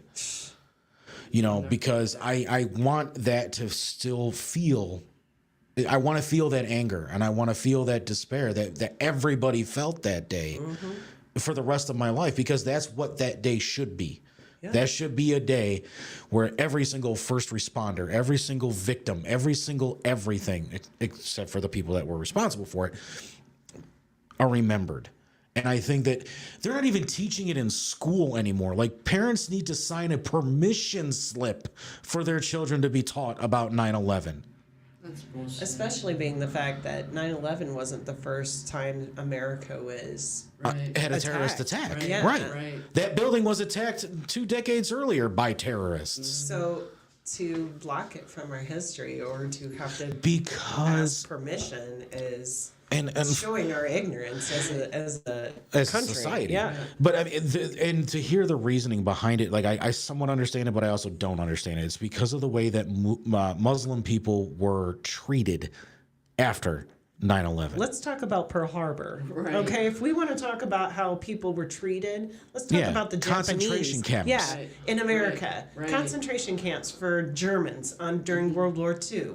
Yeah. I mean, at least okay, we weren't let's doing talk about the dark history. right. here. I mean, at least we weren't doing what Hitler was doing in our concentration camps. But that's not to say that what was going on in ours was not just as bad. Imagine leaving Japan to get Yeah. away from communism, Right. and settle in California And Hawaii. and Yeah. get put in jail for being Japanese. Right.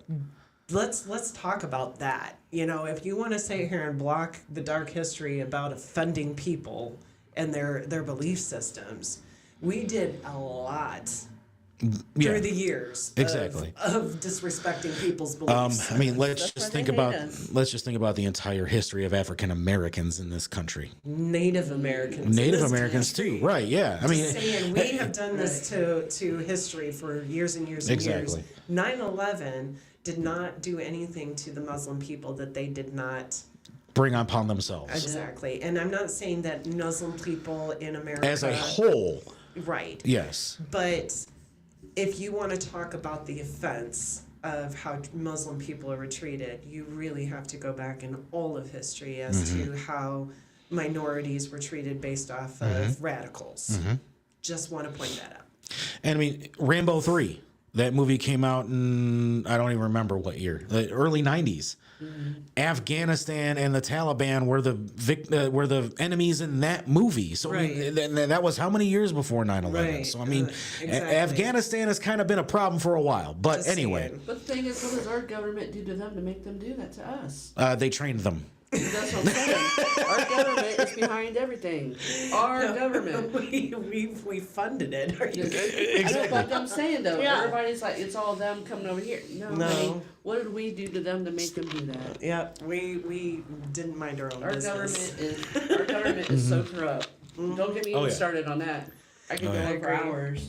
But I want Yeah, I want to talk to you just a couple of things Sure. about this list Sure. as to how to be supportive to people that are at. Again, if you have a problem with this, take it up with the Cleveland Clinic. Oh no, I don't have a problem with this. I just worry that people see this as an opportunity to be in people's business. So it really truly is important to know the person that you're supporting. Yes. If they're normally a chatty Cathy about Don't be their a chatty business, Cathy. Right. they're not going to talk to you about their grief. Please do not take offense to that because they're handling their grief in their way. And that's okay. If they're not talkative to you, it's okay. If they don't want to respond to you, it's okay. Please do not share your feelings if the person that you're trying to support or help is non-responsive. They don't want to hear about your grief stories. Trust and believe. They want to figure it out, and when they get past certain parts, maybe they want to talk about it. But it's so important in looking at this list that you know the person that you're trying to help. Yes. Because know how they react to things on a normal. Because if they're not a social person, they're not going to be social when they're grieving. They're going to be private. They're going to be extremely private, and they're going to find it offensive asking them every day how they're feeling. And yeah, that's kind of how I am. I keep things very bottled up and then I explode, you know, and I think that has a lot to do Lee, with. you need to be on my show. That is not healthy. I think a lot of it is just my depression and, It is. but like this past week, and I do want to say everybody that's reached out to me, to Chris, to Sam, to the entire Thigpen and Stark families and let's just call it what it was. Like his funeral was a Peabody's circa 2005 2006 reunion because like everybody that we used to hang out with down there was there, and I hate that that's how reunions happen, though. I mean, Sucks. it was so crazy because, like, Lisa Tillman, who was commenting earlier in the show, and our friend Shelly, like, that's the first time I've seen Shelly since those old Peabody's days. Wow. And I'm sitting there, like, afterwards, I'm like, man, this was just like a big, giant high school reunion of everybody that used to hang out at Peabody's back in the day. But, I mean, the stories had to been great. Oh, I'm going to share one to close the show before we get into the best of psych I was going to ward, say but- the story's got to be great. It just sucks when it's grief or loss that brings you all together. you know? Right. And I do want to say this because I know that I've included psych wards in like best of or year in review videos in the past. I did the very best I could to pick clips that had not been shown before. And what I did was I went back and I watched every episode that they were on in their entirety. And I waited until I laughed. And those were some of the moments that I picked. So you guys are going to see new moments, but also I think it's important to re-show those episodes in their entireties. So throughout the next week and a half, all 4 appearances of Psych Ward that have ever been on Money's Crazy Mind are going to be re-shown in their entirety. There is going to be some slight editing just to remove certain logos and certain things. But other than that, blur it out.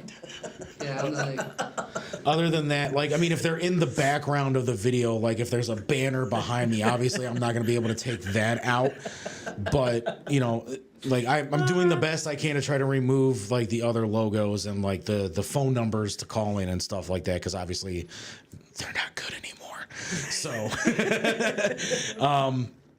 but yeah, I think that was really important to do. And I think that me going back and watching those and listening to the different stories that were being told, other than the ones that like, you know, here's the first one I'll share about them.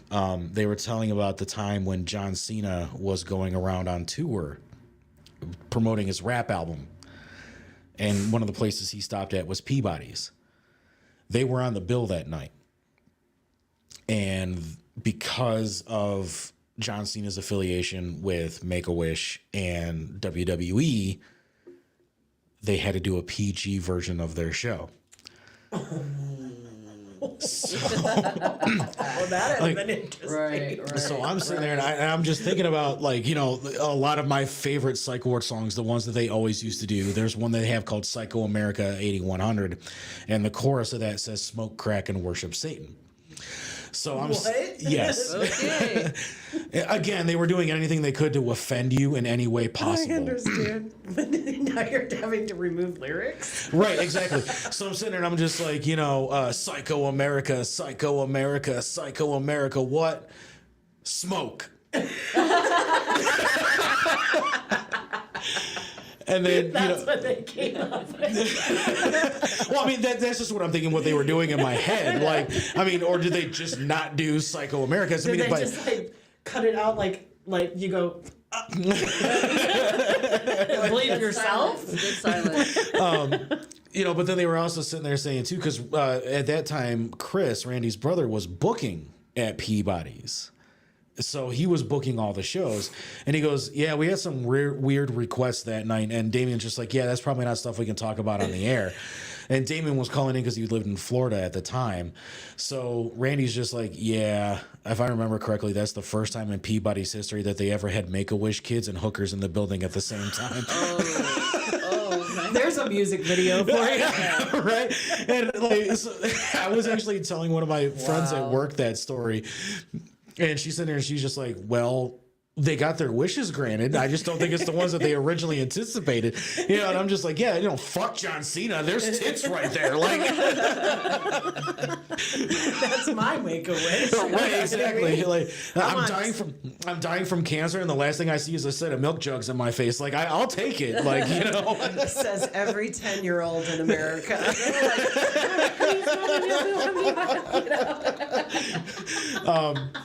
You said I could have a wish. Right.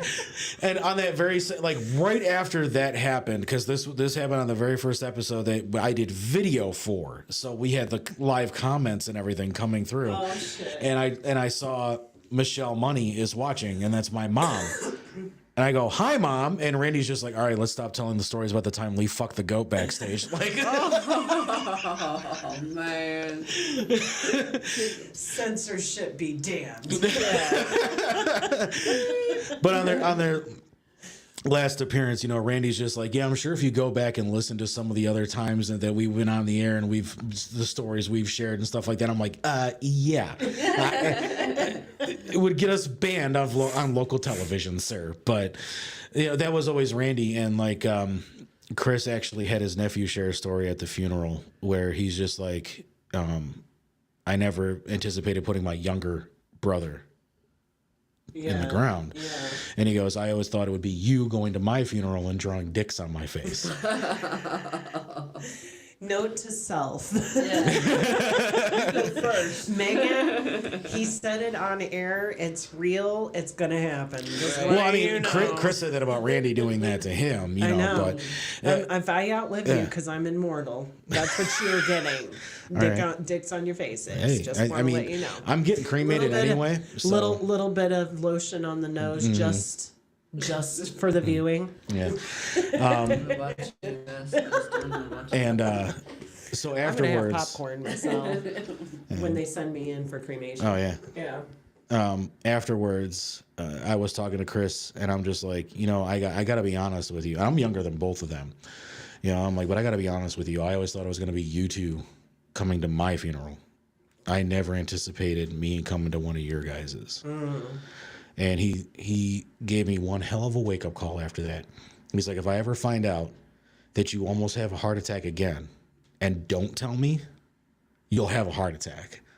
I'm gonna punch you in your forehead Right. myself, not letting us know about that stuff. That stuff's going on until after the fact. And he basically said the same thing because, like, you know, he obviously they've watched, you know, other episodes that I've done that they haven't been on, because I thank them every week for Psych Ward, you know, for Funny Bone, but also all the other music of theirs that I play and stuff. It's always my behind me bed when I start the show and everything, like, you know. And that was probably one of the biggest things that I remember about them the most was when I was putting this show together and I wanted to find that musical voice for the show. The first thought I always had was Marilyn Manson's "This Is the New Shit" because of the chorus: babble, babble, bitch, bitch, rebel, rebel, party, party, sex, sex, sex, and don't forget the violence. And then I'm just like, Just watching him say this monotones. I'm just watching Lee, just like no expression on your face Right. whatsoever. I'm trying to stop myself from crying. That's I understand. and I'm just like, I'll never be able to afford Marilyn Manson royalties. Like, that'll never happen. Right. And I was just so happened to be putting stuff together for the show, and I was listening to Psych Ward, and then I heard Funny Bone and the chord, if you can take a fucking joke, then. And I called Randy, and I'm like, hey man, like, I'm doing this podcast. I'm looking for a theme song. Like, this is the idea I had. Can I use Funny Bone? And he goes, you have to ask. Oh, that's nice of him. Right. You know, he's like, you can use all of our music, dude. And he's never done it to this day. So Chris, if you're watching, he's always promised to get me the entire catalog of Psych Ward stuff, including stuff that's never been released that they have sitting on a hard drive. Randy keeps saying, I'm going to get it to you. I'm going to get it to you. And he's never given it to me. So, like, Chris, I want this to be your guys' legacy, dude. Chris, Hook me up with all the stuff. we're looking at each other right now. Get this man your whole catalog. You know, but I mean, that's what I do. I play local bands. Like when my friend Tony was in a band called Big Ugly, I'll play their music. When he was in Bones of Giants, I would play Bones of Giants. Our friend Dwayne, from Behead the Prophet, I play their stuff on here. Like, that's what I do, you know. And this 20-year friendship. You honored them. You realize that. Yeah. You asked him, and the greatest honor for an artist is, you want my music? Mm-hmm. You know, and like when I first met them, I'm like, hey, I'm in really good with the owners of a local music store in Garfield Heights. Like, let me get your shit. Let me put it in the store. Let me get you guys some money off of this. And it sold out within 2 weeks. Like, the second they announced that their CD was at Slip Discs in Garfield Heights, it was gone. See, we need to. And I never asked for a penny. I never asked for a penny for doing that. And I still haven't, and I never will. Because that's just me helping out a friend, you know? Right. And whenever I needed them to come on the show, it was no questions asked. They were there. You know, and that's always the way I'm going to remember them is, you know, everything that they've ever done for me. And the fact that Chris is just like, dude, you and I are going into the gym and we're getting ourselves better because we don't want what happened to Randy to happen to us. That's one of the quickest ways to get healthy in your life is when you have a loss like that. Yeah. Oh, the second he died, like the question was like, how did he die? And I'm not going to share that. That's not my business to share. You know, I finally did find out, but you know, I'm sitting there and I'm just like, remind me Monday to call the doctor. Mm-hmm. And we had a friend of ours when I was doing the wrestling circuit. She was a female wrestler, and she was getting her nurse's license as well. I think you might have remembered her. It sounds familiar, yeah. So it was a big But shock. I also remember when Britt Baker was doing shows in Cleveland, and she was doing dental work backstage. So, our friend actually, she was 30, I want to say 33. I think I know who you're talking about, yeah. 33 or 34, and she just, her heart gave out. Mm-hmm. And it was because she was taking uppers to go to work and go to school, and then taking downers to let herself rest. That's what killed Eddie Guerrero. Just like you, when she died, Mm-hmm.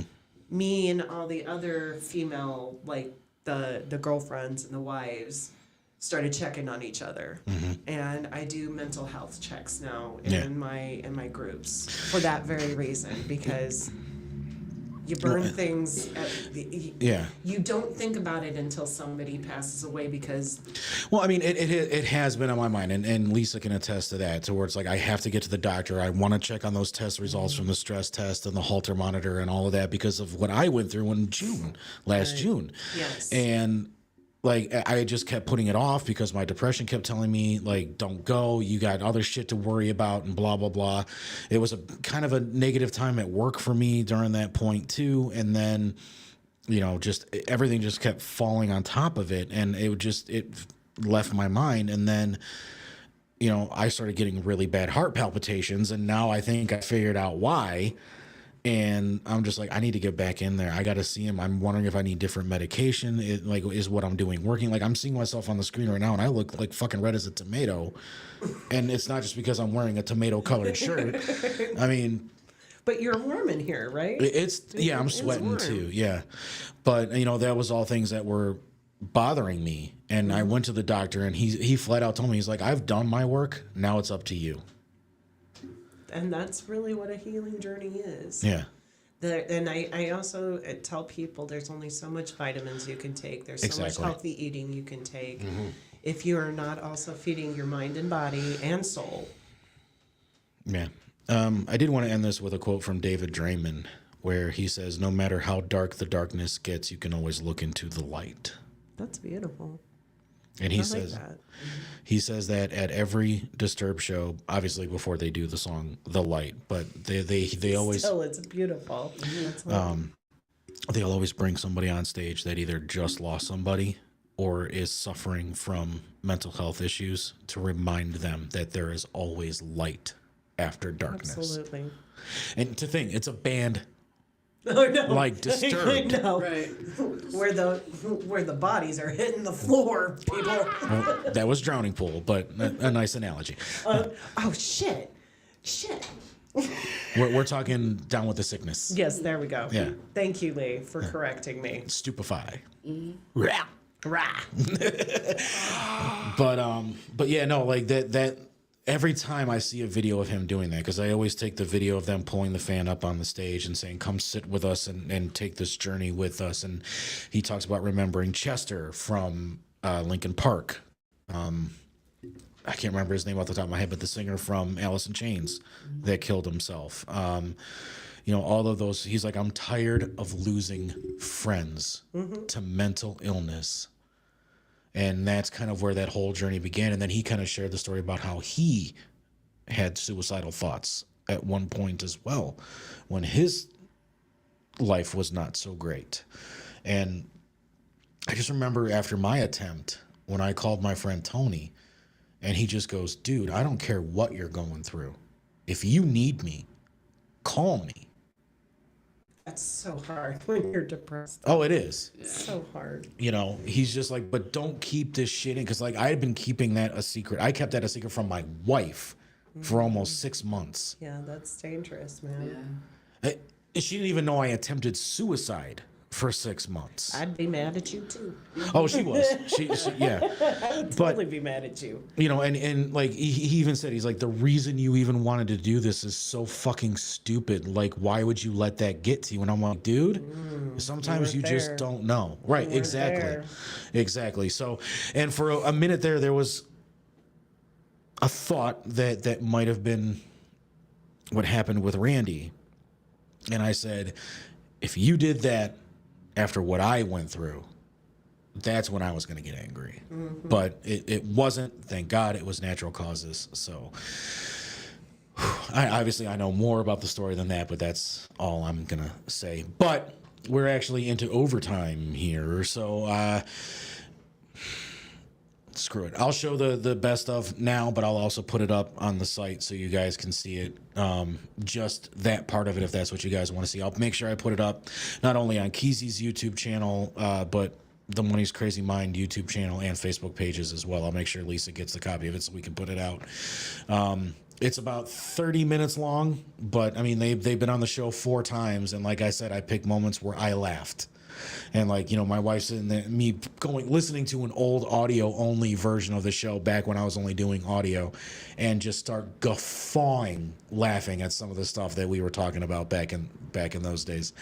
But I wanted to put this together as my tribute to not just Randy, but Psych Ward as a whole, especially knowing that, you know, Damien's not here anymore either. And I just want to thank everybody for taking this very highly emotional journey with the 3 of us here. I want to thank you 2 for being here with us. And Good being here again. Mostly Jess.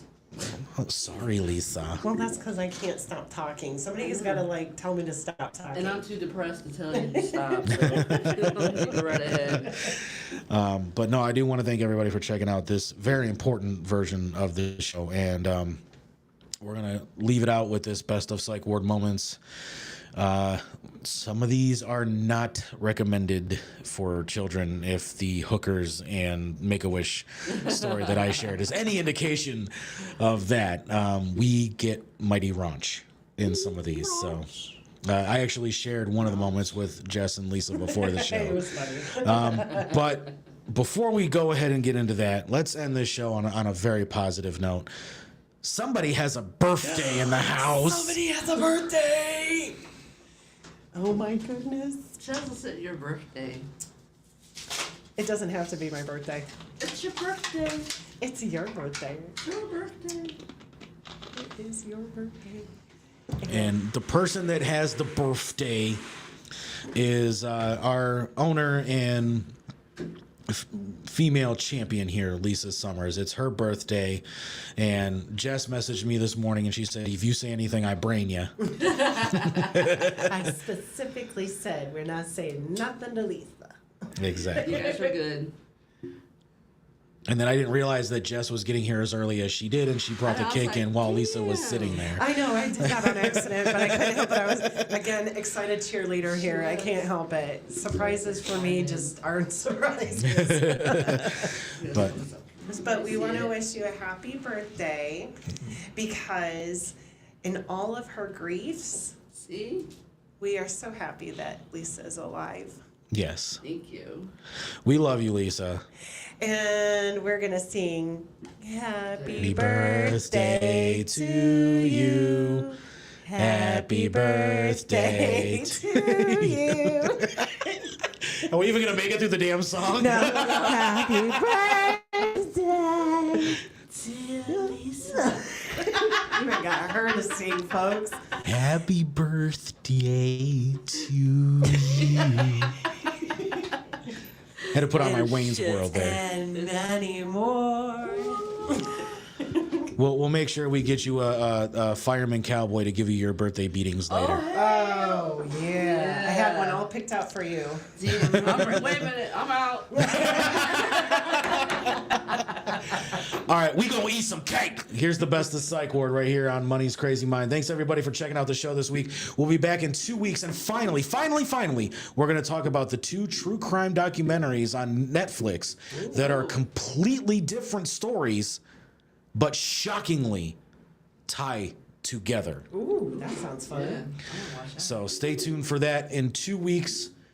We'll be back then. Until then, everybody, take care of yourselves and each other, and have a week.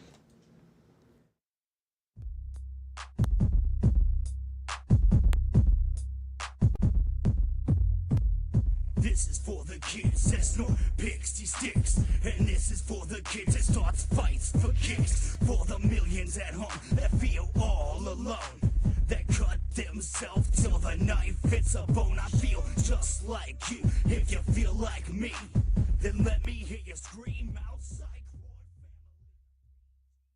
So kind of talked about the beginning of Psych Ward here. Like, where did the idea come from?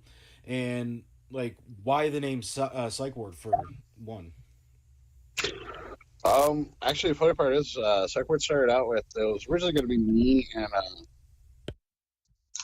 Andy that I went to school with, and he just didn't want to do it or something. Like, I can't remember exactly. Like, we wrote stuff. I think he told us that he basically didn't want to get on stage. Yeah, he had stage fright, but like me and him kind of wrote some shit and like kind of like wanted to do something as far left as possible, like, you know, just something that was kind of, you know, really out there and different. And then finally, you know, like Chris was like, "Fuck it, let's do it," and we started writing. Kind of decided to, fuck it, you know, let's offend the shit out of people. Let's do something that, you know, isn't being put out. Let's just, you know. So we kind of started out just, you know, really kind of haywire and just kind of like taking on shows and just pissing people off and just having fun with it. Kind of more like the G.G. Allen of rap in a way. It was kind of funny because like our first show, like, I think we were originally banned from Peabody's. And at the end of our first show, we got banned. Yeah, but then they invited us back and we played like a bunch of death metal shows and whatnot. It's kind of funny because originally at first Peabody's wasn't even going to allow rap. They were going to be a straight rock club before, you know, we kind of slipped in there.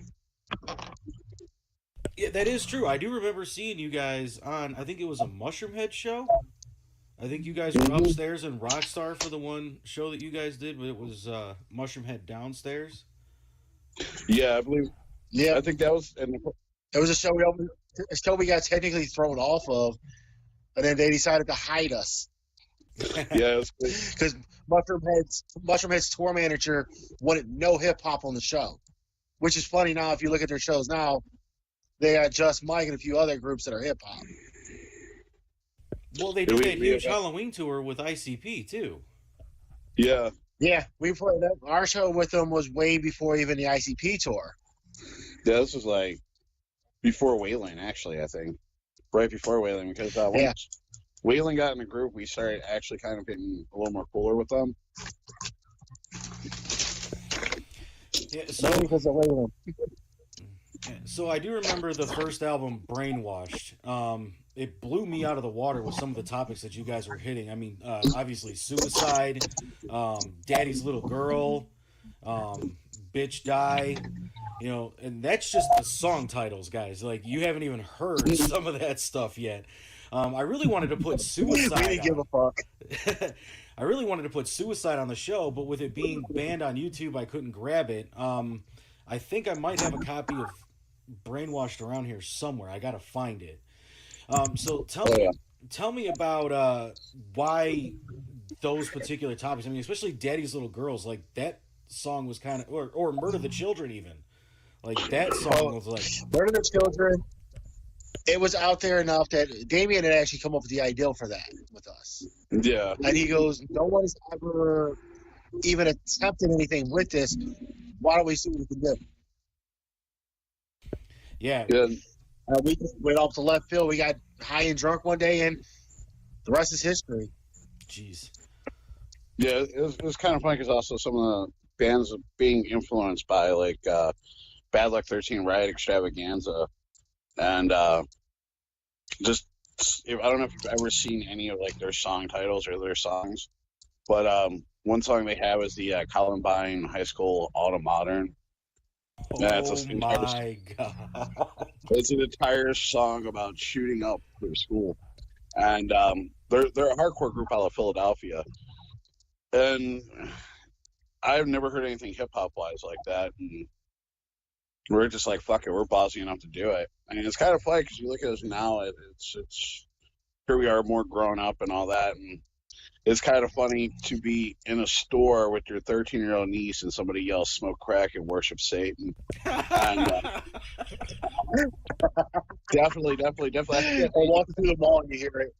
Yeah, you can definitely tell the evolution of us because that first brainwash was definitely us just coming out of left field, just saying "fuck it," we're just gonna offend the fuck out of you. Like we want to piss parents. Hey, figure right out the bat, I'm talking about bitch smacking like 2 planes in the World Trade Centers, literally less than a year from the trade centers getting hit. The studio for once, because brainwash just was. We went in with everything. I think it was just one day in the studio, got it recorded, knocked it out. But with Committed, we actually spent hours in the studio just working on this, working on that. So we took it a little more serious, and it was definitely funny because, like, the person that Tater Tot was poking fun at was actually somebody that kind of, annoyed us at the point, and it was just like, all right, fuck it, I'm making fun of him. I might as well put him on the CD itself. Tater Tot might make a return. Nice. Yeah, I remember. I think I'd asked you guys about that like all those years ago. Like, what was up with the Tater Tot thing? Like, it was hilarious, and like I just listened to it again last night, and I'm like, oh my god, I totally forgot about this. It was great. Mm-hmm. Okay, so if Psych Ward, or when Psych Ward does come back, what is Psych Ward 2020 gonna sound like, especially given the nature of the world today? Think more brash, in your face, more of a sophisticated earlier version of us, like where we already know what we want to say, but more sophisticatedly said. Definitely. Just working on the sound right now is the Hokiite, though. We might just release an EP that might just be kind of, all right, here's 5 tracks. Here goes 5 tracks of us doing kind of a hip hop, hardcore, metal mix. Or here goes us doing like a 5-track acoustic style, like, because we're tossing around a lot of ideas in our head that we definitely want to do, and maybe it's a bit. Maybe kind of carry on with the White Trash Party a little bit, and probably do some tracks with Adam Calhoun or somebody, or kind of pick up, do a little of that style. Kind of mix it up a little bit. Definitely, it's going to be a little bit different. I know the one track that I first started working back on is kind of after going through some shit that I went through last year, you don't really get a chance to really get shit off your mind. Because last year I went through shit, I almost passed away. Yeah. And you don't really get a chance to say goodbye. So, like, it got me thinking, so I started writing a newer track, and one of the newer tracks is no matter what, I kind of wrote it so that way anybody can grab a feel to it and kind of listen to it and understand and whatnot. It's, basically the name of the track is going to be, Last Goodbye. But, yeah, it's definitely a little bit different Psych Ward. There might be a tongue-in-cheek humor track, kind of Why So Offended, like Funny Bone was. We got things brewing. Like, it's definitely, like, we've got things brewing, figuring what's going to work, what's not going to work. It's funny because, like, when I talk to my fiance about you guys, like, she remembers you guys as Debo Crazy and Mr. Sick, and then when I call you guys Chris and Randy, she's like, who? And so then I have to revert back to, Debo and Mr. Sick to have her know who I'm talking about. So I've got ex-girlfriends who our name. That is kind of scary. It's like to have ex-girlfriends that don't even know your real name. Oh shit! I guess I'm glad I never got to that level to where it's like, you know, I had to come up with a stage name to where people don't know who I really am. But at the same time, it's like I kind of want to be that person at the same time, you know. But Well, it's weird. Definitely. I learned, like, I don't know, through the course of doing psych work, I learned, like, definitely there's some weirdos out there. On a funny note, like, Chris will get a laugh out of this one. Part of the main reason why I just really quit picking up girls at shows, there's one that came back to Chris's house with me that I tried to drop off, and she kept coming back for 3 days, and I kept, like, explaining to her she had to go home. oh my god, I think I might have accidentally picked up the same chick like a couple years later. Mm-hmm. She ended up trying to move in with my ex-girlfriend. Yeah, like this chick, like just kind of moved, like tried to move in, like so, like eventually I just dropped her off at her house. She went inside, like I set her stuff outside the car and pulled off. Okay, like obviously we're talking like almost 20 years ago, but like was she like a Hare Krishna chick? I don't know. Like I didn't really remember much about her. But it was just what I was like. Oh, you're cute. We went home and like tried to take her home the next day, and here she comes back out to the car with more clothes. I'm like, oh my god. Yeah. If I remember correctly, you didn't even know her name. Yeah. You proved that it could be 3 days with Honey Baby Sweetie. You got whatever you wanted. We might be talking about the same chick, dude. Like, I hate to admit that, but we might be talking about the same chick. Cause yeah, definitely after that, I was just like, no more picking up girls at shows, no more. Yeah, that was pretty much my philosophy after that too. And I mean, I was just a fan, but I think like we went back to one of the guys' houses, like not one of your guys' houses, but like it was definitely a show where you were billed with somebody else, and we went back to their place after the show, and like this chick found me, and Danny had tried warning me like stay away from this chick, and I think he mentioned that it had something to do with you, and like I'm just like who cares, you know, whatever, she's hot, blah blah blah, and then she ended up stalking my ex-girlfriend for 3 days trying to move in with her. Oh yeah, definitely. Like I love Danny. Danny makes me laugh. But yeah, like definitely like. Yeah, Danny does definitely makes you laugh. Like, yeah, he definitely. You're probably like, if I can go back, if I can get the time DeLorean, or if I can get a phone booth, I'm definitely gonna go back and not take that chick home. That's how I'm like, man, if I can go back and. Oh, that made a good story. So it made a good story, but yeah, no, I'm still found. Because didn't Damien end up taking her home too, or hooking up with her? Yeah, I think eventually Damien hooked up with her too. Okay, this has got to be the same chick, because like now I'm thinking back, like was it Danny or was it Damien that was trying to warn me about this chick? But I mean, like those two were like one and the same back then, so it's hard to tell the difference. Oh yeah, but yeah, it was probably both of them. But yeah, like it was funny because I remember Damien hooked up with her, and I remember like. He's like, he asked me, he's like, you know, and I couldn't remember her name, and then he showed me a picture. I was like, oh shit! I got a little afraid. I'm like, you didn't bring her over, did you? Oh no! Oh no! This might be the same chick. Oh my god! Well, there, we're all connected into some weird, crazy fucking sex ring. So exactly. Oh god, the world of underground music. We've all parked the beef bus in the same girl's tuna town. So I wanted you guys on because the last time you guys were on, you guys had some of the most fucked up stories I've ever heard in my life. Exactly, and now you got 3 of us. Oh I know.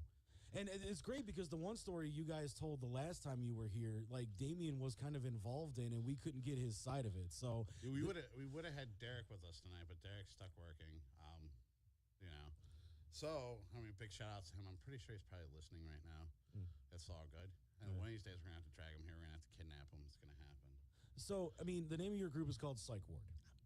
Yes. So, why don't you guys, and since we got Damien here too, why don't you guys kind of explain where the name Psych Ward came from, how you guys came up with it, and like what kind of style of rap do you guys do? When it first started out, it's just kind of like, I don't know, like it's like digging and pulling for names, really. You know, it's like before the, you know, it's gonna make it sound old as hell, but who cares? But like it was like before, you know, you had like MySpace and Facebook and all that. We're like, I like this name. This name sounds pretty hardcore. Fuck it, we're gonna go with this. You know, we're just gonna talk about crazy shit, and that's what it's gonna be. And we went with it, and it just kind of stuck. And I remember the first show we booked, first actual venue show we booked, being at Peabody's. And I believe, you know, we lied to get on a battle of the bands, so we told them we were a band. They were told we were Christian rock? We told them we were Christian rock, What? yes. Yes, Christian rock. So I remember it was kind of funny because we're on there and there's a bunch of Christian bands playing. I'm already getting weird looks because I decided to paint my face.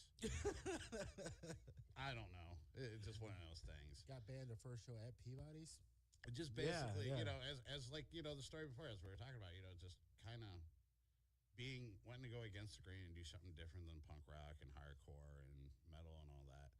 And just wanting to do something different, really, and just kind of wanting to piss people off and offend people because people aren't offended enough. Amen. I mean, especially nowadays. I mean, it's really easy to offend people. But just, you know, just the name fit, worked out, and we booked it, and we did it, and it's absolutely great. One of these days I'm going to have to put the video online, but it's great. You know, we go on stage, everybody's just staring at us, and we almost caused a soccer mom riot. I could imagine that. I mean, did you guys have most of the songs that you had on Brainwashed at that point? Like, well, yeah, we had 8100, we had Smoke Crack, almost Smoke Yeah, you Crack. figure- The earlier stage of Smoke Crack Worship saying we Okay. had Blood Guts Murder, and I can't remember if we made it past like song before it just turned into picking people up and throwing them off the stage and just And then make. one of the guys come running on stage with a baseball. Think we were having a riot Yeah, on stage. thought we were going to cause a riot. Yeah. Wow. Not realizing the crowd was so into it that we were having fun. Well, the kids half was into it, just the parents weren't because they got calls the next day. Psych ward was memes with a beat at that time. Yeah. And then as you know, as it got into further, when Damien kind of came into the group, you know, we started kind of writing and all right, let's put this on, you know, let's put this on CD. I actually try to take it serious. Take it serious because we were a little bit. So, Damien, how did you get mixed up with these two crazy brothers over here, man? Have you ever listened to the song Funny Bones? Yeah, that's actually the official that's theme how. song of my show. Actually, Yeah, that's how. Yeah. Sean Boyne goes, "There's that damn whip again." Essentially, I was in a drunken, drug-induced haze and was doing naughty things with a member of their family who will remain nameless. Yeah. And got hooked up with them. In the split up, I kept them, and she had to go for at least like 3 years. Well, yeah, but also before he became a member of the group, we did kind of torture him. It was kind of a initiation. Yeah. You know? So, yeah, we had fun torturing him as part of the initiation, and he fit in perfect.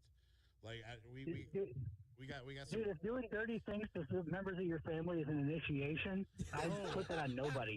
No, I was talking about like wow. I was talking about more clean things, like you know, like we hadn't watched The Gate at shows. Or like, I thought you were talking about the backstage stuff. no, nothing about making cows and fuck pigs. Nothing about that. We're keeping that completely under wraps. We just didn't say that online. Hey, did that goat survive? Yeah, you know. No, I mean, there's that parental advisory at the beginning of my show for a Exactly. reason. I think Mr. Six still got that goat in his room. Yeah, it's very. I nice. wouldn't be surprised, man. I mean, just knowing how you guys for as long as I have, I mean, That's it a wouldn't very, surprise me. very nice goat right there, and I kind of like it. I mean, you might have to fight a couple of PETA's. ISIS members for it, but Yeah, you know, it's all good. Next thing I know, I'm gonna get a letter from PETA. Works out like a Well, that great- was in the Scene. That was in the Scene magazine review of the album Brainwash. Was Psych Ward is out to get your goat and fuck it. Yeah. Oh I my forgot about God. that. Yeah, I forgot about the scene review. Like when they reviewed, I can't remember what album that was. well, it had to be either brainwashed or committed. I would think. It was one of those two. Like they reviewed it, and they said we were out to get your goat, and yeah. And he put it, he goes, that was me being nice how I could put things for you guys. Yeah, He goes, you're lucky you had some favors owed to you. Wow. Yeah. So you guys pretended to be a Christian rock group. You get on the stage at Peabody's. You start singing a song that says "Smoke, Crack, and Worship Satan" in it, and then you guys get banned from Peabody's. We have a meeting that's coming up here soon anyway, because we still got to take that picture for Funny Bone winning best theme song on Redline Radio too. So, yeah. I was gonna say because we're coming up with an ISL for a new one for you. Yeah, that too. Like, and like I was kind of theming it around your song, around the asylum and his crazy mind. Yeah, no, that's awesome, guys. You obviously know that I appreciate it. And you guys have been a core part of this whole thing, and I can't wait to hear what you guys come up with. And I think we're gonna have to plan a concert that Redline Radio could live stream for you guys when we world premiere. Yeah. I mean, the sad part that kind of makes me a little bit sad is, I mean, some of the things that most people don't know. I mean, I kind of let the cat out of the bag a little bit. Mm-hmm.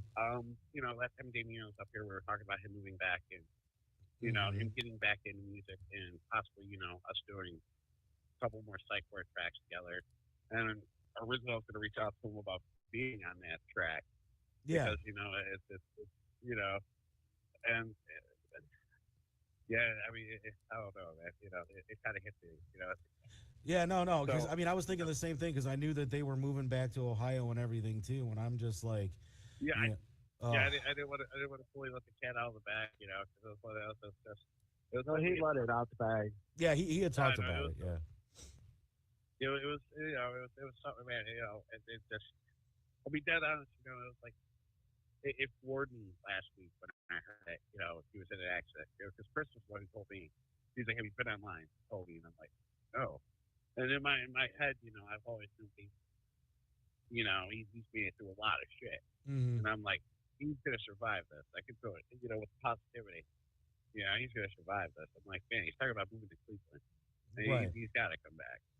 Well, they had bought a house. They had already had a house bought and everything. Like, because one of our mutual friends was the one that actually told me, and then I saw you guys post it on Facebook, and she's really good friends with Damien's wife.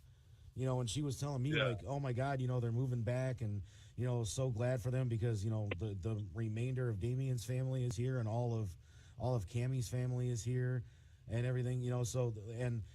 I mean, so it just seemed like a perfect storm. Like, I had just talked to you guys about doing this new theme song. Damien was going to be coming home, and, I couldn't wait to hear what you guys were going to be planning with that and everything, but, Damien had a lot of let me try that again. Damien had a lot of demons when I had first met you guys, the alcoholism, and wasn't he on drugs and things like that too? He had his battles with Ricky, he had his battles with that. Yeah. And, and just, I mean, the person I grew into, I was, I'm still proud of him to this day, even though he's not here anymore with us. But, in my thought is, somebody's never truly gone because they're always in your heart and your mind. 100, and yeah, that's kind of where I was going to go with that too, but I mean, moving to Florida seemed to be like the best thing that happened for him. I mean, could you guys kind of just talk about that for a little bit, and then, I'll say what I'll finish my thought on that afterwards.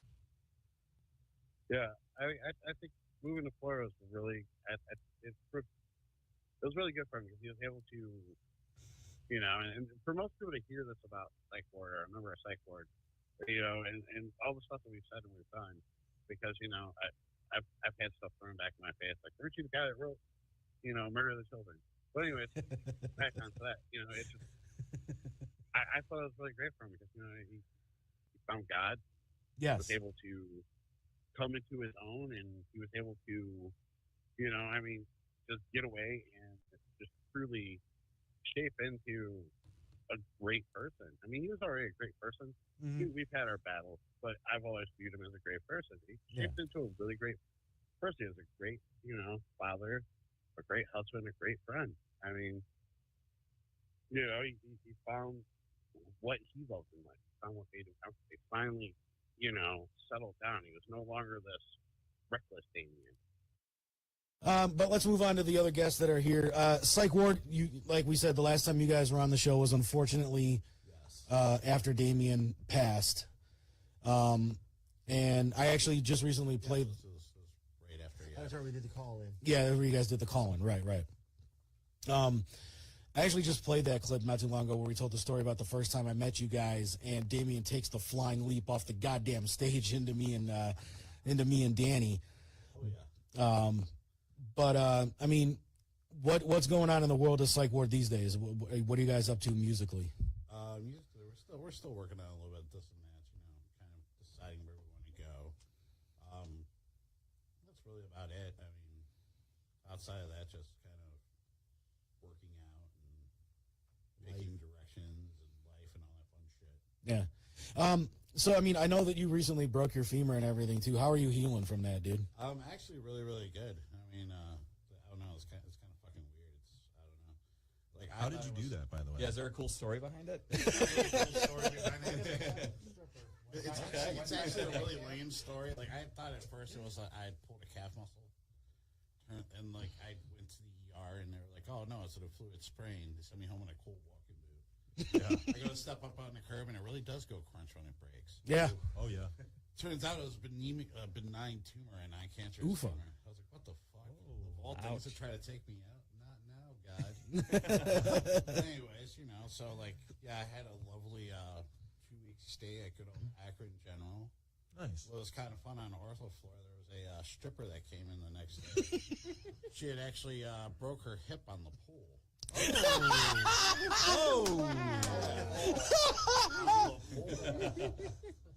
Did you get her number? No, I had tons of questions too.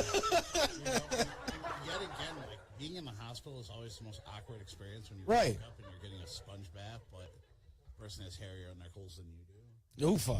You don't know whether to tip or go, can you please go? Or my dad's not here, please. Wrong person.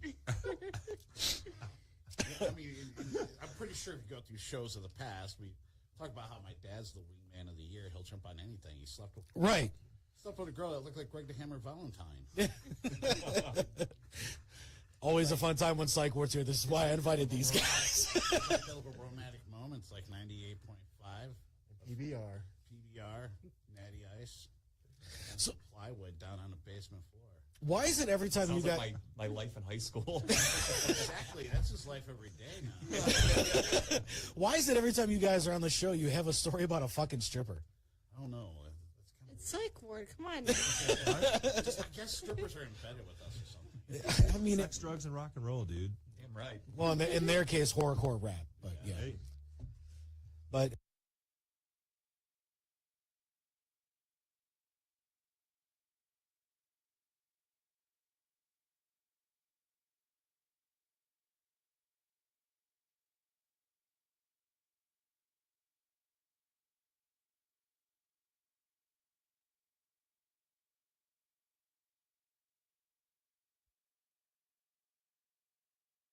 Money's Crazy Mind is proud to be the exclusive flagship broadcast of Nameless, Faceless Productions. That's all, folks.